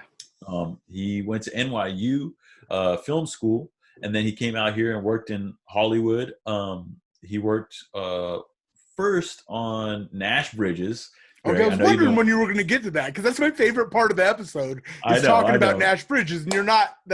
I would have been like the first 2 words out of my mouth. Nash Bridges. All right. I'm sorry. I did. So we talked a lot about about a lot in that episode, and notably Nash Bridges. Yes, Greg. Yes. So he came out here to LA. He starts working on Nash Bridges, and he actually, if you guys need to go back and watch that episode, because he drops some bombs and he actually explains how he had a hand in picking the yellow Cuda that ended up becoming Nash Bridges' car. Yellow Cuda convertible, excuse me. Yes. And if you guys want to know what I mean, go back and watch that episode, because it's a really, really cool story. Anyways, so he's a film expert, film connoisseur. And he does this thing on Rob's Car Movie Review where he reviews, movies that are about cars, or feature cars heavily. And then the last one is Rob's Movie Muscle, where he picks a particular car out of a film, TV show, music video, whatever, and he gives you the backstory of that particular car, how it came to be in that show, TV, movie, what have you. And we actually discussed that particular feature a lot more heavily up in episode 40. That's right. Yeah, because he's been on multiple times. Greg, you can't jump ahead, man. Well, I know, but we're jumping ahead because, sorry. After Rob, we got to talk to Sean Smith of Sean Smith Designs and Speedcore, and that was cool. What did you get from that episode, man? What did you expect, and what did you get? Because I remember going into that episode, you were like, well, I know Speedcore, and I know, I've heard of Sean Smith, and I've heard of the Ring Brothers and Rockstar Video Games, but what are we going to talk about? I mean, honestly, what I took away from that was he's a regular dude that does amazing things. Yeah. Like, the whole interview was so laid back, like not what I expected at all. Like, just totally chill. Yeah, it was cool, man. I had a good time talking to him. So Sean Smith, he's worked with, like I mentioned, Rockstar Video Games, the Ring Brothers, Saline, Speedcore, and now he's branched out and started Sean Smith Designs. And don't forget the biggest credit to him. Didn't he work for Hyundai for a little bit? Oh boy, yeah. I'm just teasing. If you're watching this, Sean, I'm just teasing. I think he also worked for Honda, right? The motorcycle division, like motorcycle design division. But yes. Anyways, I mean, he's an extremely talented designer. If you guys are familiar with any of the Speedcore cars, just go back and look at those. All I have to do is say the name Ring Brothers, and you already know. If it has to do with the design elements, it's going to be something outrageous. So Sean Smith basically broke down his design process, like how he comes up, how he draws inspiration, and then how he translates that into design elements on these really radical cars. Anyways. Yeah. And then from there, we got to talk to Mike Kessler from Bondurant, and Mike, one of the just nicest, coolest dudes. Yeah, dude, his like stoke factor is like 1,000, and I really like that about Mike. He's just so juiced about everything, man. He's got a great attitude. Yeah. When I approached them about going out there for the editorial and saying, hey, how about we come out here and we go to your high performance driving course. We drive the Hellcats that you guys have out here. We learn what you have to teach us. And then, we race at the drag strip and drive one of those demons. I mean, that's a big ask, but he was totally stoked, man. And he's been in marketing and sales for long enough to know the value of like showing people what that's like. And so, yeah, it was fun. Yeah. And there was something I couldn't put my finger on, when we hung out with him in Phoenix and, in the interview and stuff. And I finally figured out what it is. And it's, I get Ricky Best vibes off of him. And anybody that knows Ricky knows what a compliment that is. That's like a super high compliment. And that's what it was. I couldn't put my finger on it at the time, but like after some reflection, I definitely get Ricky Best vibes from him. I don't know. he he just has that energy about him. Those type of people just do, like they make you feel good just being around them. Yep, absolutely. And speaking of someone who makes you feel good being around him, the next one was Ivan Korda. Ivan's one of our sales guys, and I mean, you talk about a passionate enthusiast. Woo, the dude does not know the meaning of going slowly. Dude, I'm so impressed with the project with the progress, excuse me, the progress that he's made on his Project F Word, which is I want to say it's a 69 Ford F100 Pro Touring pickup truck. It's Coyote powered? No, Illuminator powered. Technically, it's Coyote. I mean, it's Illuminator. Yeah. Illuminator powered. Yeah, and he's got like a badass transmission behind it, awesome drivetrain, big bare brakes. I mean, he's going full tilt on this thing. He's keeping Gen 3 Illuminator. Remember, it's Gen 3 Illuminator number 1. That's right. That's right. And then even before that, he built like 1,000 horsepower or rear wheel horsepower 2015 Mustang. Yes, that was a fun project because he and I got to work on that together because we covered that in Engine Labs. And yeah, man, that was fun. He's another one of those guys. It's like a car guy. He gets it, man. I remember when we first met, all we were talking about was like, because he's a fan of New Edge Mustangs too, and I'm a big fan of New Edge Mustangs, like the unloved stepchild of the Mustang community, of the modern Mustang community. And so we were just geeking out on that, and we became fast friends just talking about Mustang stuff. So go check out that episode if you're a Ford guy, or if you just, want to check out a cool Pro Touring build. Yeah, the Pro Touring truck thing. Didn't we also get a little bit of a challenge between you and him going there, or did that happen after? I feel like that might have happened after. Yeah, because I didn't have the C10 yet, I don't think. Okay. Or maybe I did. I don't know. We're gonna have to go back and watch that episode. Yeah. Because he has that Pro Touring. No, I don't think I had it yet. He has that. He's obviously building that Pro Touring F100, and I recently acquired a short bed, square body, step side C10, and I thought, it would be kind of cool to build an LS like a poor man's LS powered Pro Touring C10 and put it against Ivan's like real deal Pro Touring F100. Yeah. But I don't know. Maybe that's like being in traffic and the other person doesn't know that you're racing. But Yeah. But speaking of racing, the next one was the one live from Sonoma Raceway, where you got to drive the 2020 GT500, and we coined the term, and Jeff Smith gave this a thumbs up. Yeah, super muscle car. That's right. Yeah, super muscle car.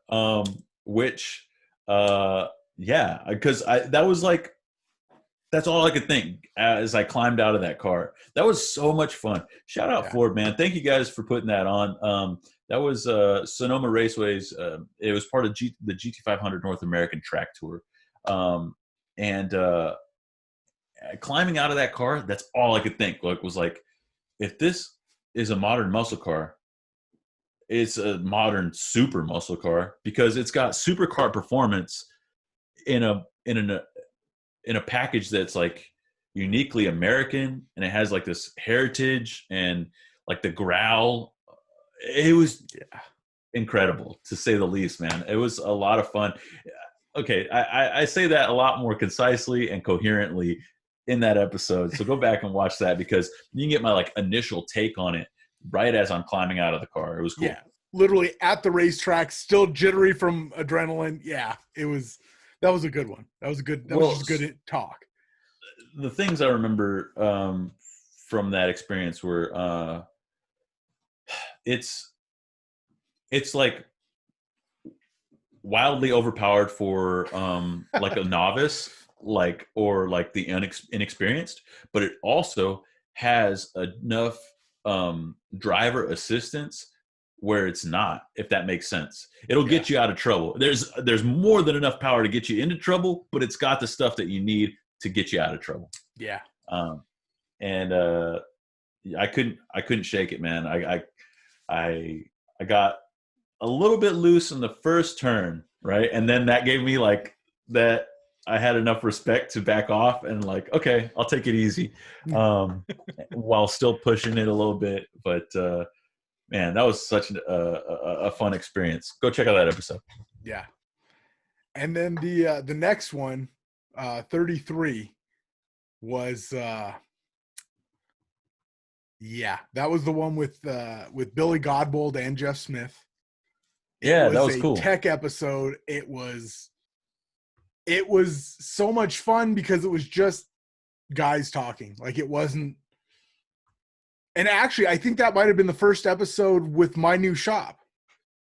I think it was. That was cool because we fired a bunch of questions at Jeff Smith and Billy Godbold. And so you can speak to this more. They worked on a project together using Comp's low shock technology. And they worked on Project Spinal Tap together, right? Well, it was Billy and Ben Strader, because Ben Strader built it, and then Jeff covered it for Engine Labs.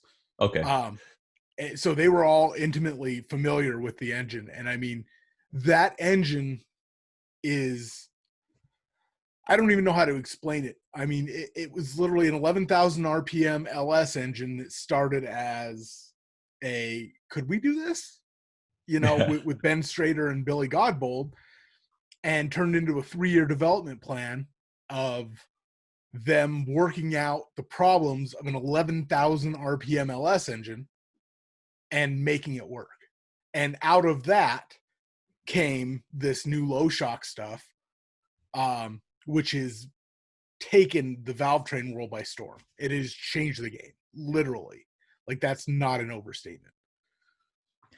That's like, how incredible is that, dude? And then like, how cool do you feel to have been involved in that in any capacity? Oh, I brag about the fact that I've turned like 3 bolts. I put the valve springs in the head of, you know what I mean? Like it's like, that's just something that he was like, here, do this so you don't actually touch anything important, right? Because I was, hanging around the shop. But it's like, oh my God, I put 3 valve springs in, in the heads for Spinal Tap.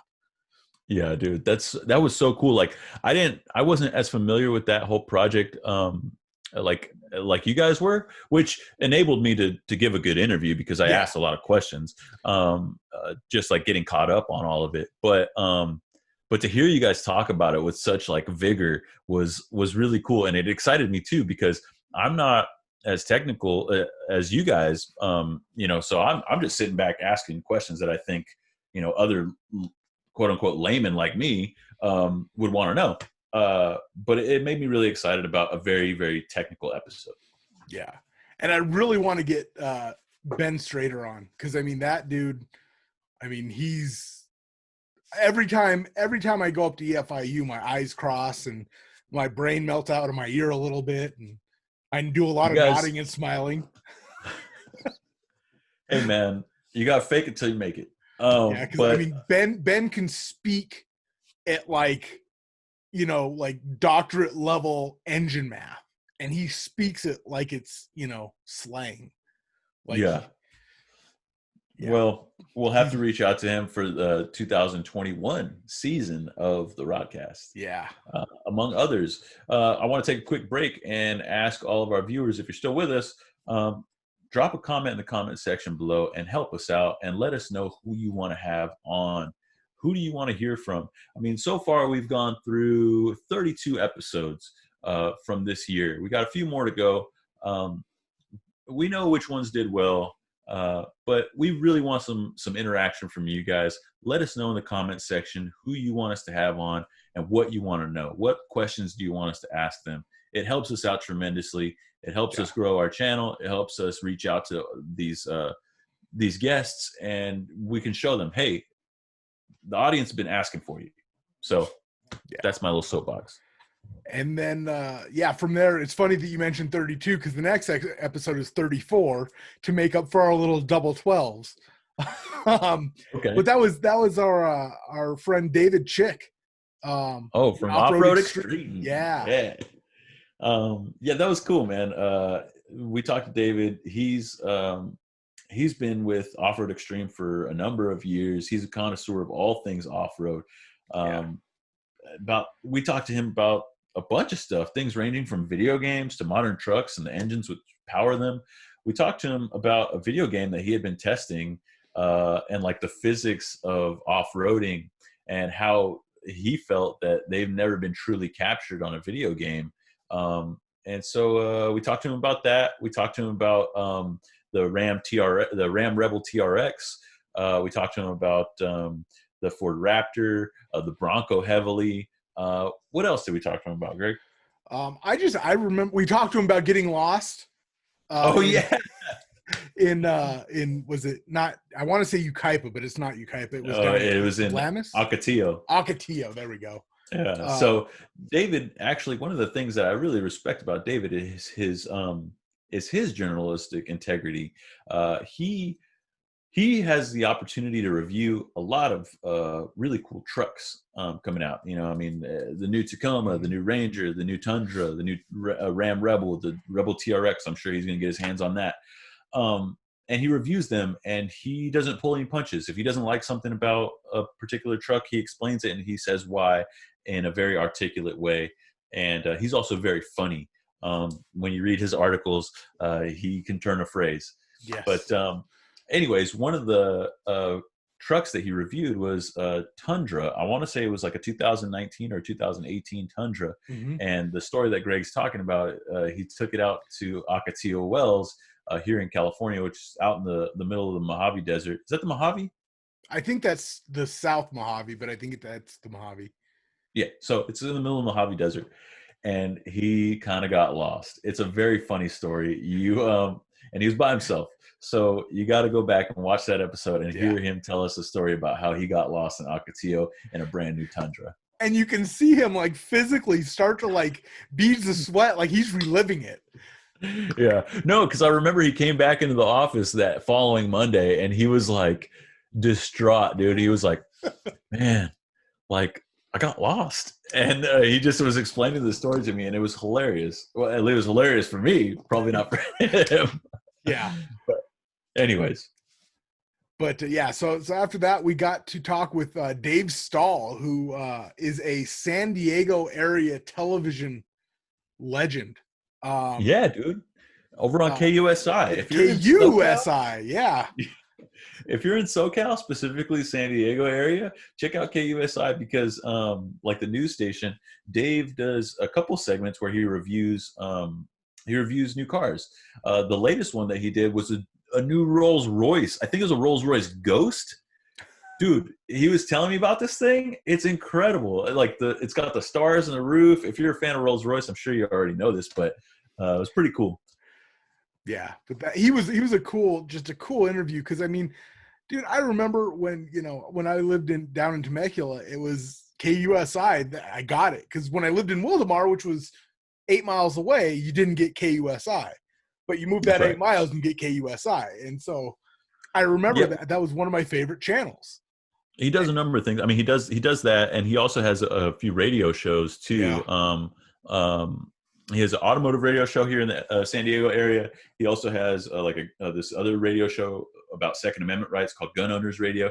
It's weird. That's like a recurring theme. Like there's a few, guests that we've had who are also into guns and also into cars.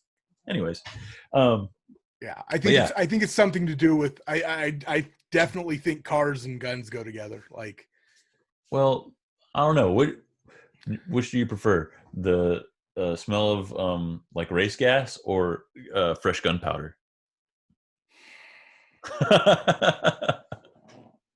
Dude, I can't pick one. I'm not gonna even try. Like, dude, somebody drove by. There's some people down the road that are really into trucks. Like the pre-runner, like they actually jump on kind of awesome trucks. Yes. And dude, I mean, sometimes they rip up and down the road, which whatever. but one of them made a rip, and I happened to be outside, and I got really like angry until I realized he had some kind of race gas in there, because I got that waft, and I was just like, do it again, because it's been so many months that I've smelled any good race gas, and I was, yeah. That's funny, dude. But yeah, no, I honestly don't know. I can't make that decision. It's a difficult decision. Let us know in the comment section, which do you prefer, race gas or gunpowder? The next guest was on episode 35. 36. I believe 36, excuse me. Yeah, because we had that jump, remember? That's right. The oops. And that was Lewis Black of Almonte Industries. That was a weird departure for the RodCAST, but a really fun one. Eye-opening interview. I thought so. I got a lot from that interview because Lewis, you guys might think Lewis Black like the comedian, but no, Lewis Black is actually the CEO of a tungsten mining company called Almonte Industries. The reason why that's important to the automotive space is because he's heavily involved in the electric vehicle market. As such, he had some like really interesting insights and on some recently proposed legislation concerning the internal combustion engine, specifically here in California. I asked him about that legislation specifically, among other things, and he shed some light on the way that the raw materials industry works with the automotive industry and how this could possibly bode well or not so well. Yeah, it was a good interview. Like I said, it was very informative. It's like when you were in high school and they wheeled out, the TV, and so you knew it was video day, but it turned out to be a documentary, but you actually ended up enjoying it.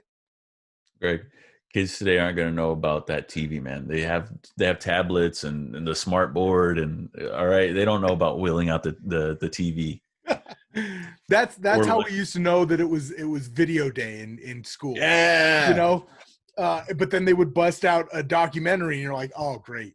But then you end up enjoying the documentary, and there you go. That was our interview with Lewis. I loved it. It was really cool. I learned a lot because I want to know more about electric vehicles, even though I'm a hot rodder and stuff, but I want to know more about electric vehicles because, like it or not, that's what's coming next. I don't care, don't at me, drop a comment in the comment section if you disagree. But anyways, that was really fun because I learned a lot. The next episode, I continued to learn because we had who, Greg? We had Billy Godbold. And that was fun because he told some stories. And I mean, if you've never gotten a chance to listen to Billy Godbold just talk, like when he's not giving a tech talk, he is absolutely hilarious. The guy could have been a comedian if he had chosen a different career path. Okay. This is a little bit embarrassing, Greg, but I don't care. So my mom watches every episode. All right. She watches every episode, and she doesn't know a whole lot about cars. I mean, I will say she has impeccable taste in cars. But she doesn't know a lot about the technical aspects of cars. So when we talked to Billy Godbold, after that episode, she tells me, hey, I really liked that episode. That man was so nice, and he was very funny. And I thought, yeah, Billy is really nice, and he is really funny. So it's funny that you say that, Greg, because, he is so intelligent and so well-versed in all things automotive that even if you can't keep up with him there, he'll make you feel like you can because he's just so nice. And I absolutely love from that episode, I love the story about one of the college recruiters calling to see if he actually spoke English as a first language because he scored so low on English on his SATs. Yeah. Well, I wonder. Excuse me.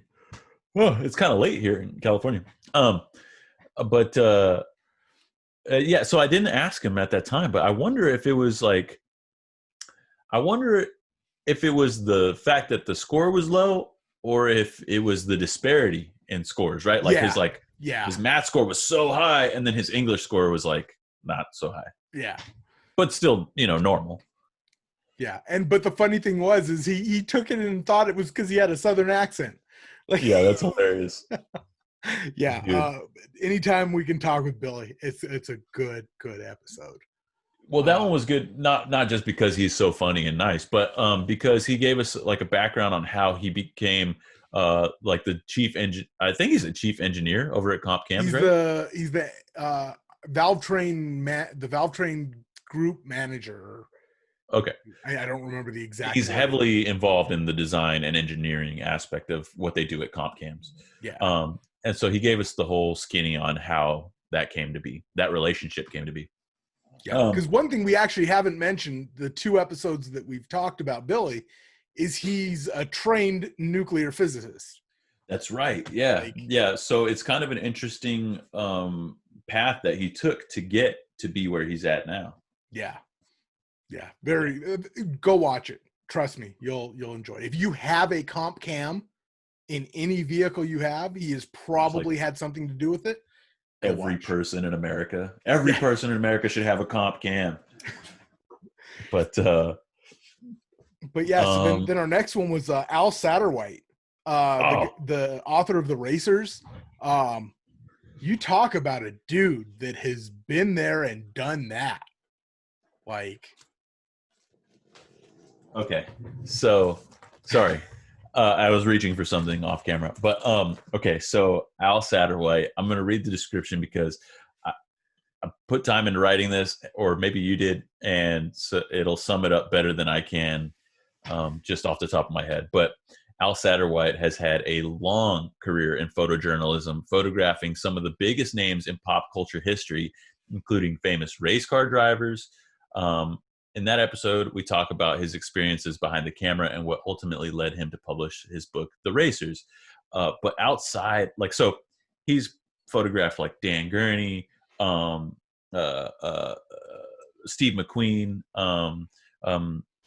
who's the one? Mario Andretti, just like huge names in racing, specifically Formula One, Daytona, like Le Mans. He's really, Le Mans. Like, the guy's incredible, an incredible sports photographer.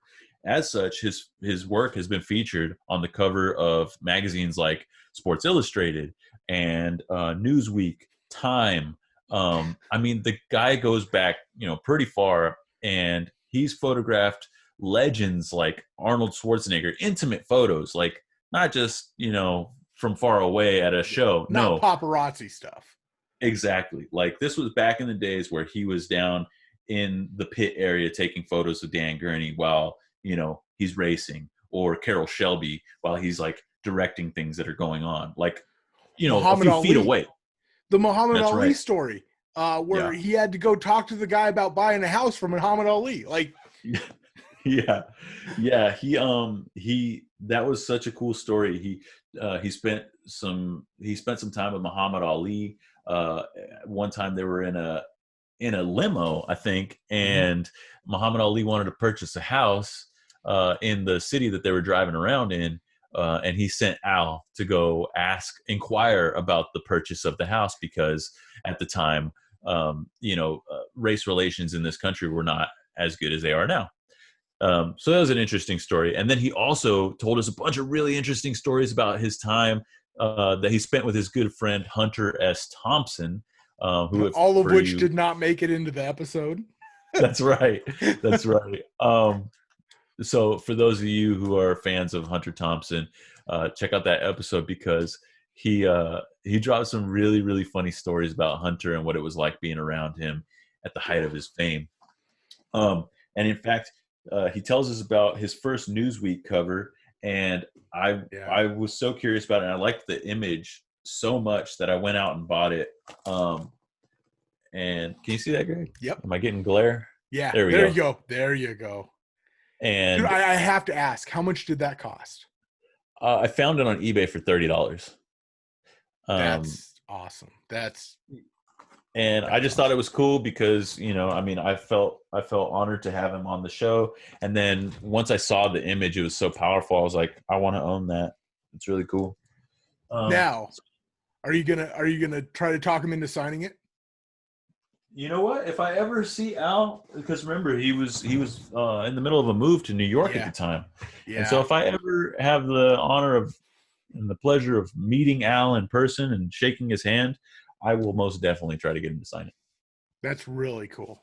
That is a really cool buy. So, Greg. From there, okay, I'm not going to lie. This was one of my favorites because Dr. Jamie Meyer and I are friends. One of my very, very, very first experiences at a race was with him. Like covering a race for work. Yeah, it goes way back. And to get to talk to him, he's now the president of the performance racing industry. PRI, man. Yeah. They were doing some cool stuff. PRI typically takes place in December. Yeah. December? Yeah. December. And beginning of December. And it still took place, but in an unconventional way. So we were coming hot off the heels of SEMA 360, which was a new experience for everyone. And Dr. Jamie Meyer, worked with his crew at PRI to launch something new for the performance racing industry. Greg, tell us about all that. So the road tour was basically they took some amazing content creators, one of which being, our friend Justin Sessler, and they went and planned out basically a big, giant 2.5 month long road trip where they visited all of the PRI attendees, who would normally be, exhibitors, not attendees. And did profiles and, shot video with them and interviews. And I mean, the level of content they're turning out is, you would never know they're knocking out 4 a day, 4 visits a day. It was so cool. They even came down to the Power Auto Media offices recently. I don't know if that video is up. I don't know if that's a spoiler or what, but I'm going to say it anyways, because I think that's really cool. And I feel honored to work with a company that they came and visited. Yeah. So that's cool. But yeah, we talked about the shape of the industry right now. We talked about a bunch of stuff with Dr. Jamie but most notably the PRI Road Tour. So check out the PRI YouTube channel, check out their Instagram and all that. Yeah. And then from there we had our friend Rob back on. Yeah, Rob, that was cool. Yeah. Because we got to talk about some different stuff than the first episode that we had him on, because on this episode we talked more about how we come up with the cars that we have for Rare Rides and Rob's Movie Muscle. Mm-hmm. And we did a bit of a departure from his normal stuff because we did music video cars, and it turned out to be also movie cars because the music video cars that we selected were also featured in movies. You want to touch on that, Greg? I feel like I'm getting confusing. Yeah, no, it was, I mean, his process is so deep. I hate to make it sound like this, but he takes us so seriously. He does. And that's not a knock on him. But I mean, so he's diving into, music video cars, which were also used. Because I mean, let's be honest, a lot of these TV cars, they aren't one and done vehicles, right? Well, no, but specifically, they were movie cars, right? Yeah. Remember, so it was the first one. Didn't they they used movie cars in the music videos, right? Yeah, exactly. Yeah. So the first one was Madonna's Steve McQueen music video. Where they obviously used it was an homage to Steve McQueen, and so they used a bunch of vehicles that he used either in real life while he was racing or just driving, or in his movies. So the Bullet Mustang, his Jaguar, a bunch of stuff, and then in the second music video that he reviewed in that article was Audio Slave's "Tell Me How to Live," where they basically recreate almost shot for shot Vanishing Point. So of course they use the Challenger from Vanishing Point.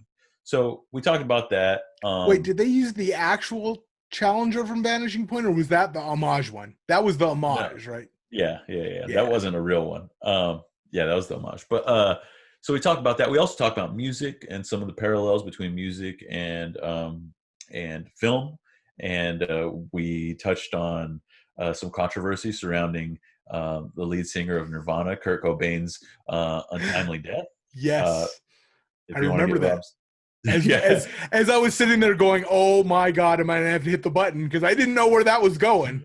Like we went deep down the rabbit hole, dude. But that was actually a really good conversation. Yeah, that was compelling stuff, man. Everyone, go check it out if you want to see what Rob's opinion is on the matter of Kurt Cobain's death. Go check out that episode. Yeah, and we mentioned unsolved mysteries. So that's right. That's always a good time. Yeah, we talked about a bunch of wild stuff on that episode. Go check it out. And then we talked to Dan Kahn from Kahn Media. Oh, that was cool. That was very cool to get to hear his story of how he basically started a media company during a downturn and has grown it, to I don't even know the right word. They are a media powerhouse, dude. Yeah. They represent some like heavy hitters in the industry. Dan has done an amazing job. Just the whole crew over there, they've done an amazing job representing their clients and growing their business. And they continue to do so in a time where people were very uncertain about the future of not only this industry, but many industries. And so he kind of explained some of the parallels that he saw between starting the company during that downturn, as you mentioned, mm-hmm. and continuing their business as usual in a time that's a bit tumultuous for a lot of people. Yeah, I mean, I think it gave them a leg up, kind of like how people who worked remote prior to all this stuff had a leg up on people who were just going remote. Definitely. This is what he's comfortable with. Like, he understands how to work in a tough environment. Yeah. He's a wealth of knowledge when it comes to that. We also talked about the Peterson Museum and how they're working together with the Peterson Museum to do some exciting things online and keep their doors open for years to come, because it's difficult times right now, especially in the LA area. And people aren't allowed to go places that they were once allowed to have free reign. And so check out that episode and you'll find out all about how you can help save the Peterson Museum and keep their doors open. Yeah. And honestly, the Peterson Museum is something that needs to be protected. That is a very, very important, piece of automotive history. Dude, it's when you talk about automotive history, like, it's something that's very important to me. Mm-hmm. And while we're making strides in like the renewable energy kind of area, and people talk about electric stuff, they're going to become even more important, at least to me. Yeah. So anyways. And then after that was the Cyberpunk's 2077 Mustang with Nick Ashby. The Hydra. Was cool. Yeah. So, so I got to correct you, Greg. It is not the Hydra. And Nick actually told me this too, because I made the same mistake. So for fans of the video game, they will know that Hydra is actually the brand. And the Mustang that they built to replicate the video game car is actually modeled after a Model 77, I think. And that's the official name of that particular car. So it's a Hydra Model 77. Exactly. Okay. And I could be wrong about the 77 thing, but it's a model something. Gotcha. And so yeah, that was really cool, because I'm not a gamer. I know you're not a gamer either. Yeah. But I have an appreciation for like art and really wonderful design. And I think that episode, or that game, is exactly that, man. I watched some of the screen grabs recently because this was before the launch of the game. And I watched some of the screen grabs, and man, it's an open world game, and it's really, really beautiful. Imagine like a Blade Runner, but even more modern, Yeah. I mean, and I'm sure anybody listening to this has been inundated with the television commercials and, Keanu Reeves with the tagline, in 2077, what makes you a criminal? Getting caught, Yeah. Yeah, like, man. I'm not a gamer and I can recite the tagline verbatim, right? Yeah, exactly. Well, Keanu Reeves is awesome. I just want to go on record and say that. But, absolutely. I believe we recently had an inter-office debate. We were discussing different celebrities and stuff, and somebody brought up Keanu, and I just shut it down immediately. And I said, no one will besmirch Keanu Reeves. He's an amazing human being. And I want to say he is. But I do want to say, last week I watched Johnny Mnemonic. Have you ever seen this movie? I watched it when it first came out, and that was the last time I watched it. Don't watch that movie. If you like Keanu Reeves, don't watch it. It is, I mean, I'm not Rob Finkelman, but I'm not going to lie and pretend like he's the best actor in the world. You know, everybody, you know, he's the greatest. But I feel it's like not because of his performance. It's just a bad movie. Yeah, not a great movie.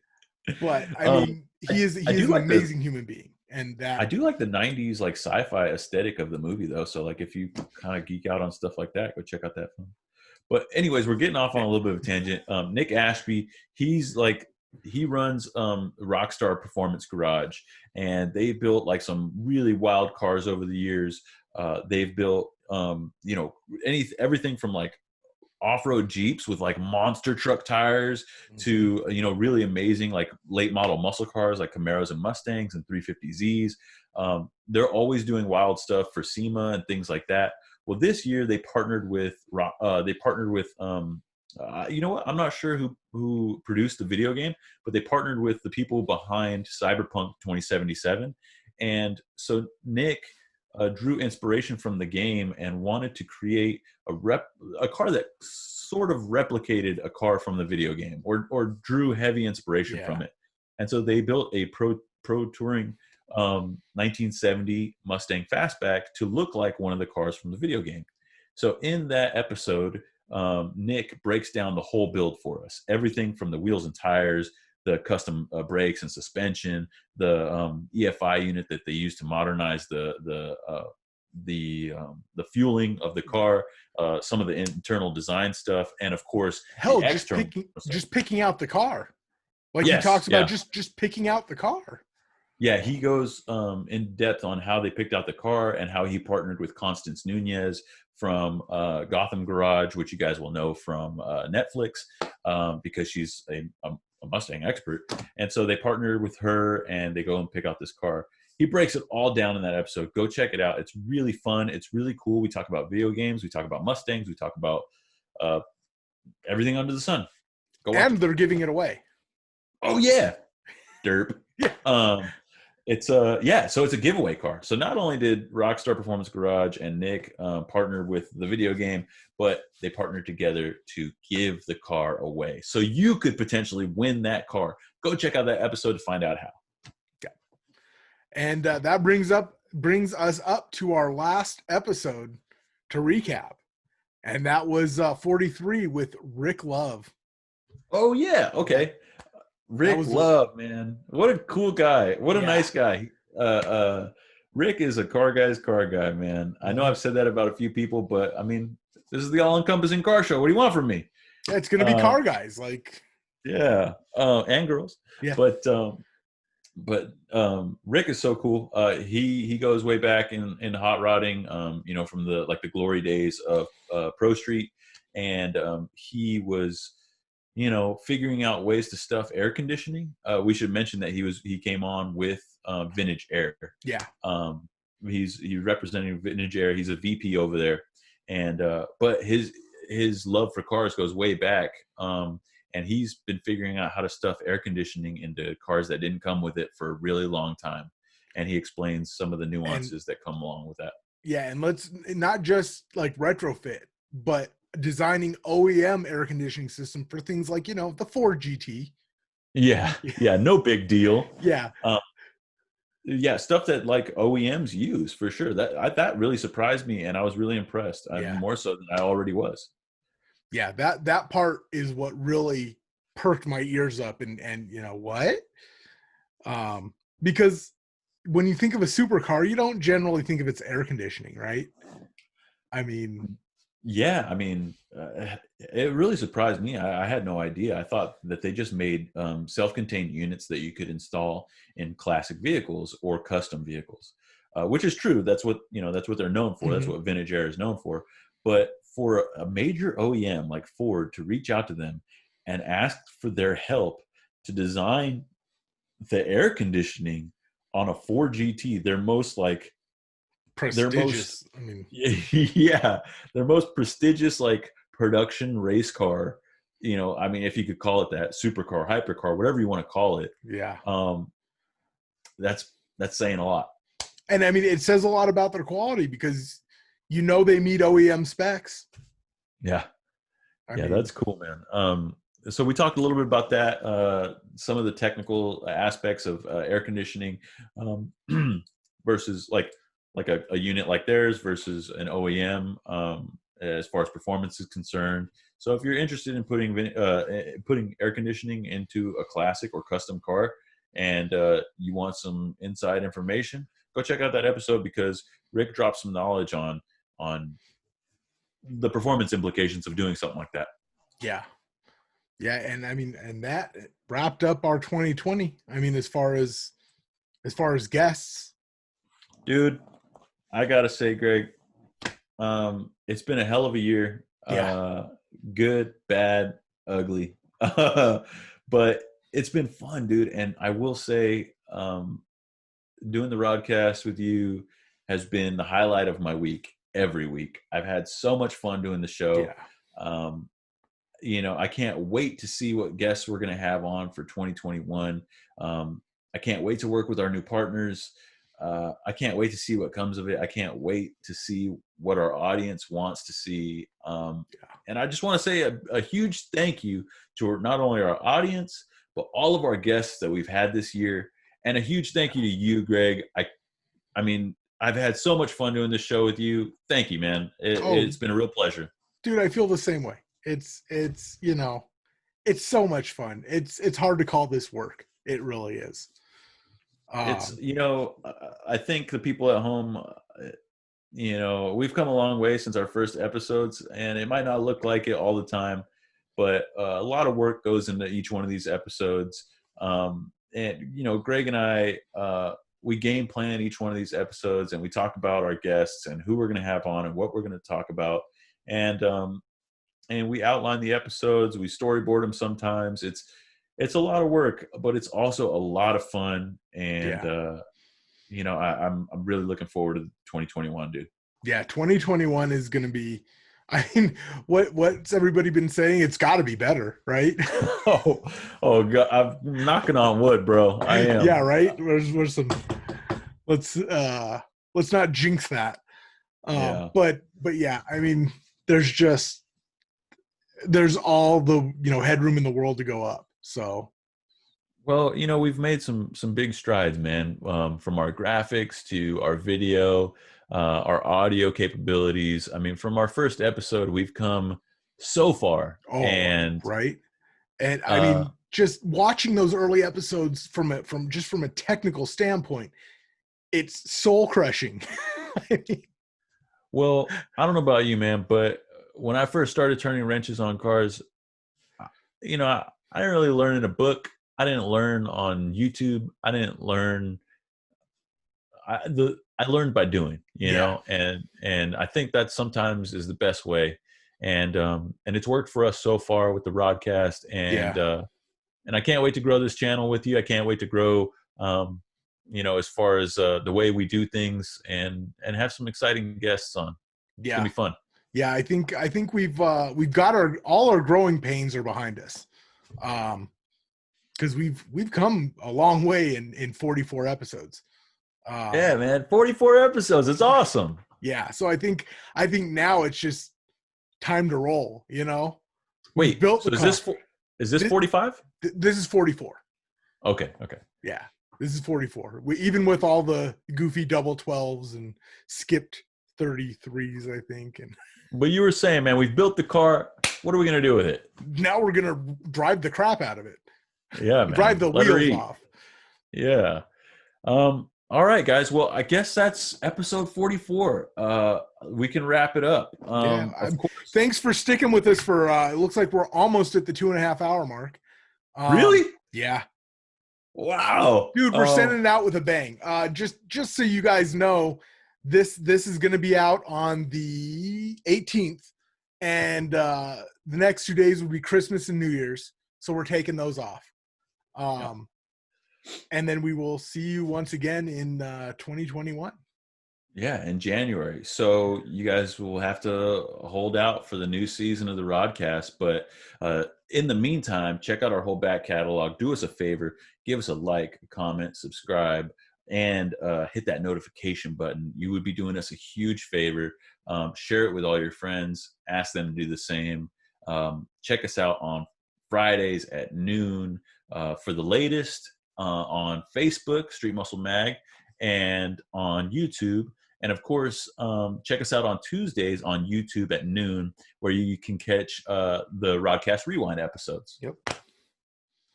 And I guess that's it, you guys. We'll catch you next time. Yeah. Merry Christmas, Happy Hanukkah, Happy Kwanzaa, Happy Festivus. Happy everything, man. Yeah. Just have happy holidays and a Happy New Year. Yep. and let's put 2020 behind us. It's time. It's run its course. All right. Oh, and send us burnout videos. Yes. Okay, bye.